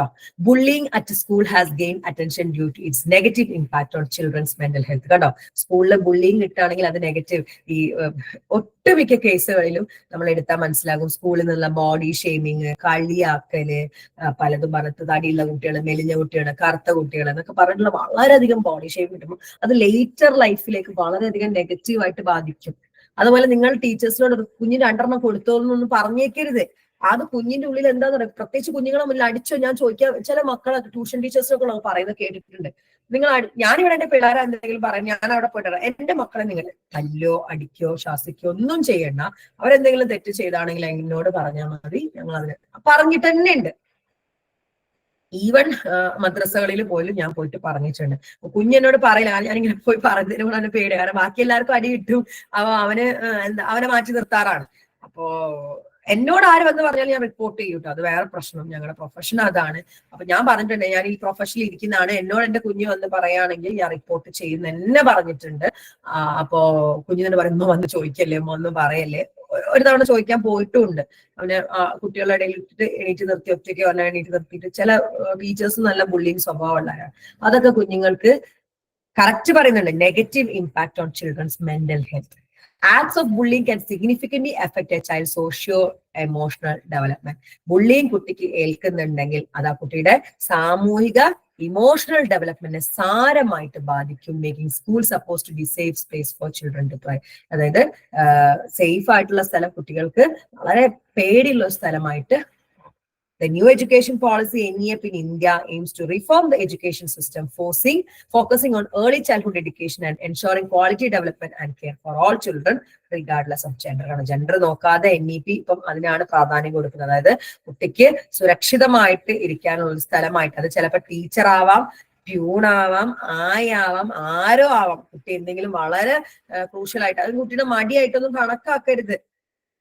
കൃത്യമായിട്ടും ഹെൽപ്പ് തേടാ. നിങ്ങൾ എന്നെ ഇരുന്ന് ചോദിച്ചേക്കാം, കുഞ്ഞിന് എന്താണ് സ്കൂൾ എന്തെങ്കിലും പേടി, ഉമ്മോട് പറ. അത് പിന്നെ പേടിപ്പെടുത്തുന്ന രീതിയിൽ വളരെ ഉമ്മോട് പറ, എന്താണ് മോക്ക് പേടി ഉണ്ടോ പോവാന്, എന്തെങ്കിലും ഉമ്മ ഉണ്ട് കൂടെ എന്ന് പറഞ്ഞ് ചേർത്ത് പിടിച്ച് കുഞ്ഞിനെ ചോദിക്കുന്നത് മനസ്സിലാക്കി. കുഞ്ഞിന്റെ മുന്നിൽ നിന്ന് വേണം, കുഞ്ഞ് അറിയാതെ പോയിട്ട് ഫോൺ ചെയ്ത് ടീച്ചർ നിങ്ങൾ എന്റെ മോൾ, അങ്ങനെയല്ല, കുഞ്ഞിന്റെ മുന്നിൽ നിന്ന് വിളിക്കണം. നിങ്ങൾ എന്തിനാണ് എന്റെ മോളെ ഇങ്ങനെ ചെയ്തിട്ടുള്ളത് എന്ന് ചോദിക്കുക തന്നെ ചെയ്യണം. കാരണം എസ്പെഷ്യലി കുഞ്ഞുങ്ങള്, അല്ലെങ്കിൽ വലിയ കുട്ടിയാലും കുഴപ്പമൊന്നുമില്ല, ബുള്ളി ചെയ്യാൻ, അല്ലെങ്കിൽ അപ്പൊ വേറൊരു കേസ് ഒന്ന് 7ാം ക്ലാസ് പഠിക്കുന്ന കുട്ടി, ആ കുട്ടി 6ാം ക്ലാസ് വരെ വെളിയിലായിരുന്നു പഠിച്ചുകൊണ്ടിരുന്നത്. അതായത് ഇന്ത്യയിൽ തന്നെ നോർത്തിലായിരുന്നു പഠിച്ചുകൊണ്ടിരുന്നത്. അപ്പോ ആ കൊച്ചു വന്നപ്പോ മലയാളം ഒന്നും അത്ര വശമില്ലാത്തതിനെ കൊണ്ട്, പക്ഷെ മലയാളി കുട്ടിയാട്ടോ, ആ കുട്ടീനെ ബംഗാളി എന്ന് പറഞ്ഞിട്ടായിരുന്നു കളിയാക്കാറുള്ളത് കുട്ടികളെ. അപ്പൊ കുഞ്ഞ് കുറച്ച് ബോൾഡ് ആയിരുന്നു. സ്കൂൾ ടീച്ചേഴ്സിനോട് പോയി പറഞ്ഞിട്ടും ടീച്ചേഴ്സും വലിയ ആക്ഷൻസ് ഒന്നും എടുക്കുന്നില്ല. കുഞ്ഞിനെ നോട്ട് എഴുതാൻ കൊടുക്കുന്നില്ല, ഫ്രണ്ട്സ് അവളെ ഒറ്റപ്പെടുത്തുന്ന സാധനം. എന്നിട്ട് കുഞ്ഞ് പഠനത്തിൽ വളരെ മോശം പോവാണ്, സ്കൂളിൽ പോകാൻ ഇഷ്ടമില്ല, മുഖമൊക്കെ ആകെ ഡള്ള. അപ്പൊ അമ്മ പറയാം മുഖമൊക്കെ ആകെ ഡള്ളായിട്ടിരിക്കുകയാണ്. അപ്പൊ ഞാൻ സംസാരിച്ചപ്പോ ഇതാ പറയാം, ഞാൻ കുഞ്ഞിന്റെ മുന്നിൽ വെച്ചിട്ടാണ് സ്കൂളിൽ വിളിച്ചത്. ഞാൻ പറഞ്ഞു ആക്ഷൻ എടുക്കാനുള്ള എല്ലാ കാര്യങ്ങളും ചെയ്യണം എന്ന് ചോദിച്ചു. ഞങ്ങൾ ഇതിൽ തീരുമാനം എടുത്തോളാം മാം എന്ന് പറഞ്ഞു. സത്യസന്ധമായി ഞാൻ പറയാണ്, 2-3 മാസം ആകുമ്പോഴത്തേക്കും കുഞ്ഞ് വളരെ ഉഷാറായി. ഇപ്പൊ കുഞ്ഞിന് സ്കൂളിൽ ഒരു പ്രശ്നവുമില്ല. ടീച്ചേഴ്സിന് അതിന് വളരെ വേണ്ടപ്പെട്ട പ്രാധാന്യം നൽകി, അവളെ കൂട്ടത്തിൽ കൂട്ടാനുള്ള കാര്യങ്ങളൊക്കെ നൽകി. പിന്നെ കുട്ടിക്ക് പഠനത്തിൽ നല്ല വ്യത്യാസം വന്നു. ഈ പിന്നെ എന്താ പറയാ, പേഴ്സണലി കളിയാക്കുന്ന ആളുകളെ ടീച്ചർ വിളിച്ചുകൊണ്ടുപോയിട്ട് തന്നെ തക്കതായിട്ടുള്ള ശാസനയൊക്കെ കൊടുത്തിട്ട് റെഡിയാക്കി. സോ ഇതാണ് സ്കൂള്. അപ്പൊ സ്കൂള് കുട്ടിക്ക് ആഫ്റ്റർ ഫാമിലി ഏറ്റവും സേഫസ്റ്റ് പ്ലേസ് ആണ്. കാരണം കുട്ടി ഏറ്റവും കൂടുതൽ സമയം ചെലവഴിക്കുന്നത്. സോ അവിടെ നിന്ന് എന്തെങ്കിലും ബുള്ളിയും കാര്യങ്ങൾ കിട്ടുകയാണെങ്കിൽ എന്തായാലും കുട്ടീന്റെ ലേറ്റർ ലൈഫിനെ വളരെ മോശമായിട്ട് അത് ബാധിക്കുന്നതാണ്. സോ നമ്മളത് ശ്രദ്ധിക്കേണ്ടതുണ്ട്. ഓക്കെ ആണോ? ഓക്കെ ആണോ? ഓക്കെ. ഇനിയാണ് പിയർ ഗ്രൂപ്പ്സ്, സമപ്രായക്കാര് അല്ലെ. ഈ സമപ്രായക്കാരും ഭയങ്കര പ്രശ്നമാണ്. പക്ഷെ ചങ്ങാതി നന്നായാൽ കണ്ണാടി വേണ്ടെന്ന് പറയുന്ന പോലെ തന്നെയാണ്. അതേപോലെ തന്നെ ചന്ദനം ചാരിയ ചന്ദനം മണക്കും, ചാണകം ചാരിയ ചാണകം മണക്കും എന്ന് പറയുന്ന പോലെ തന്നെയാണ് peer groups. Peers play a crucial role in children's socialization and world view development. Pioneering psychologists and social learning theories such as Eriksonum, Sullivanum, Piaget, Vygotsky, Bronfenbrenner emphasize the unique impact of peer relationship on social, cognitive and emotional development. അല്ലെ, ഒരു പ്രായത്തെ കുഞ്ഞുങ്ങൾ peer ഗ്രൂപ്പിനോട് വളരെ attached ആവും. So അവരിൽ എന്താണോ എന്നുള്ളത് അത് കുട്ടികളിൽ വളരെയായിട്ട് പ്രകടമാവുക തന്നെ ചെയ്യും. Modern research support the idea that healthy peer interaction contribute to social and emotional growth in children. കണ്ടോ, ഹെൽത്തി ആയിട്ടുള്ള പിയർ ഇന്ററാക്ഷൻ ആണ് കുഞ്ഞിനെ സാമൂഹികപരമായിട്ടും ഇമോഷണലി ഒക്കെ ഗ്രോ ചെയ്യാൻ വളരെ സമ്മതിക്കുന്നത്. നിങ്ങളുടെ കുട്ടിക്ക് പിയർ ഗ്രൂപ്പ്സിൽ നിന്ന് ബുള്ളിങ് ഏൽക്കുന്നില്ല എന്ന് ഉറപ്പ് വരുത്തണം. നിങ്ങളുടെ കുട്ടിക്ക് സ്കൂളിൽ നിന്ന് യാതൊരു രീതിയിലുള്ള ബുള്ളിങ്ങും ഏൽക്കുന്നില്ല. പിയർ ഗ്രൂപ്പ്സ് കാരണം എത്രയോ ഉണ്ട്. എപ്പോഴെങ്കിലും അവസരം കിട്ടുകയാണെങ്കിൽ പറഞ്ഞിട്ടുണ്ട്, പിയർ ഗ്രൂപ്പ്സ് കാരണം ബുദ്ധിമുട്ട് അനുഭവിക്കുന്നത് എന്തോരം കേസസാ. ശ്രദ്ധിക്കണം നമ്മുടെ കുട്ടികൾ. കാരണം ഈ ഒരു വിഷയം ഞാൻ പറഞ്ഞല്ലോ, നിങ്ങൾ നാളത്തെ എക്സാം മറ്റന്നാളത്തെ എക്സാം എഴുതാൻ മാത്രം പഠിച്ചേക്കല്ലേ, നമ്മുടെ ലൈഫിൽ ഒത്തിരി ചേഞ്ചസ് ഉണ്ടാക്കുന്ന ഒരു വിഷയമാണ്. ചിൽഡ്രൻസ് ഫ്രണ്ട്ഷിപ്സ് മൾട്ടിപ്പിൾ ഫങ്ഷൻ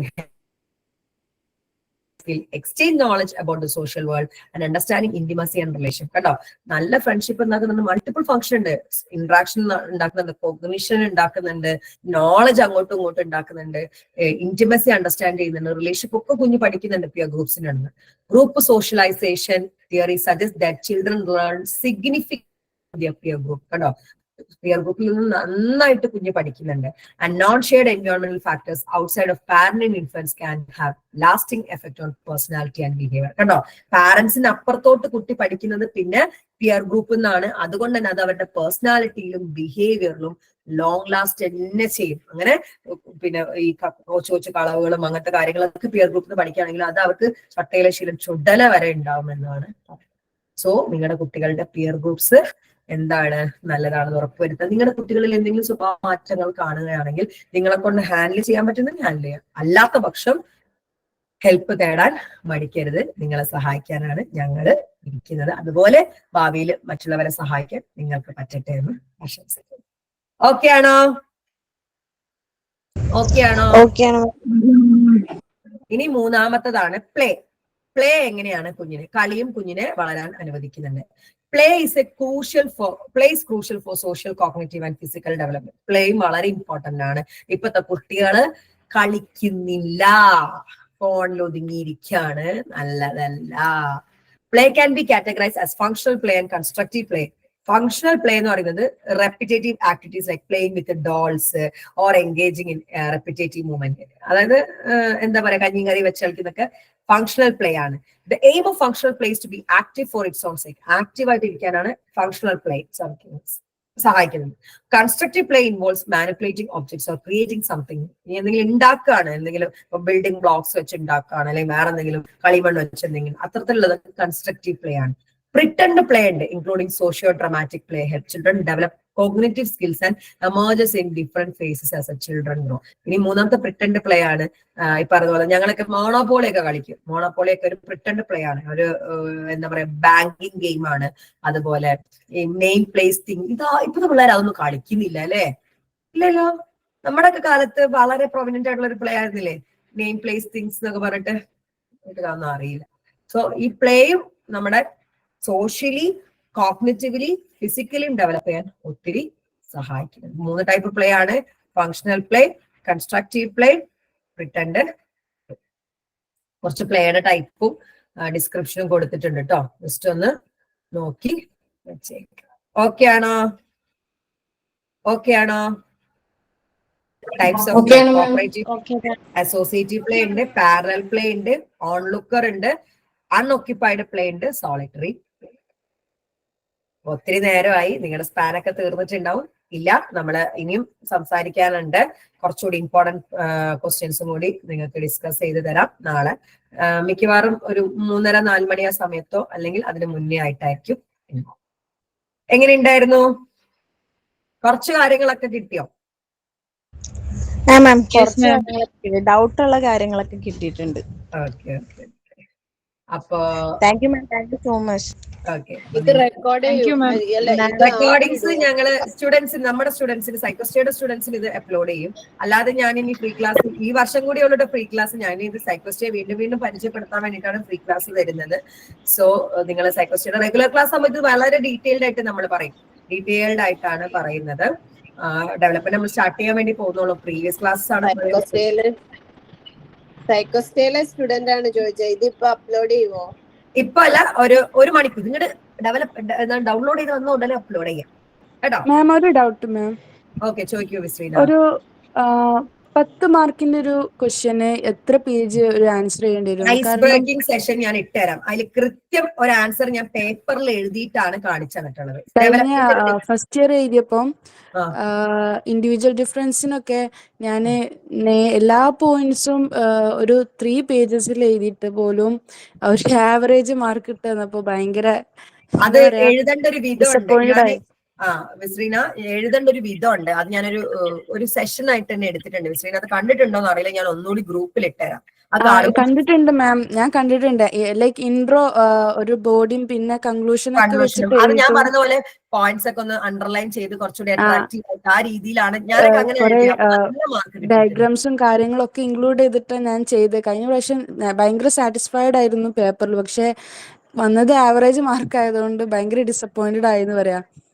ഒരു മോട്ടിവേഷൻ കിട്ടുന്നില്ല ഇപ്പൊ പഠിക്കാൻ. ഇനിയും ഡെവലപ്മെന്റിലൊക്കെ സാധാരണ നമ്മുടെ കുട്ടിക്ക് 103ക്ക് നമ്മുടെ കുട്ടിക്ക് മാർക്ക് കുറവൊന്നുമില്ല കേട്ടോ. നമ്മുടെ ഒത്തിരി കുട്ടികളുണ്ട് മാർക്ക് കുറവൊന്നും. എന്നിട്ട് ഞാൻ പേപ്പറൊക്കെ വാങ്ങി, ലൈക്ക് കോപ്പി ഒന്ന് വാങ്ങി നോക്കി. അപ്പം ലൈക്ക് ഒരു മാർക്കിങ്ങും കാര്യങ്ങളും ഒന്നുമില്ല ആൻസർ ഷീറ്റിൽ. ലൈക്ക് ഓൺലി എന്താ പറയാ, ആ മാർക്ക് ജസ്റ്റ് ആവറേജ് പുറത്ത് എഴുതിയിട്ട് ആവറേജ് ഉള്ളി.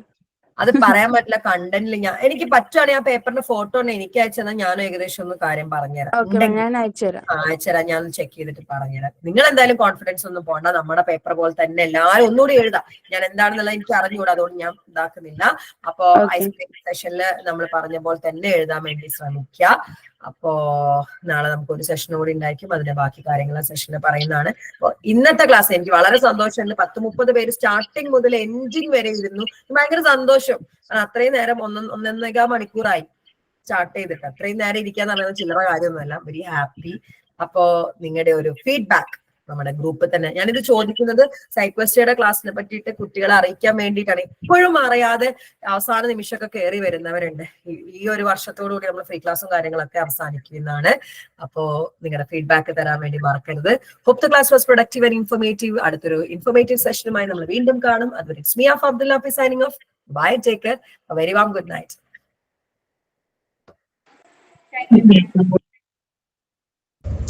Thank you, ma'am. Thanks so much. Thank you, ma'am.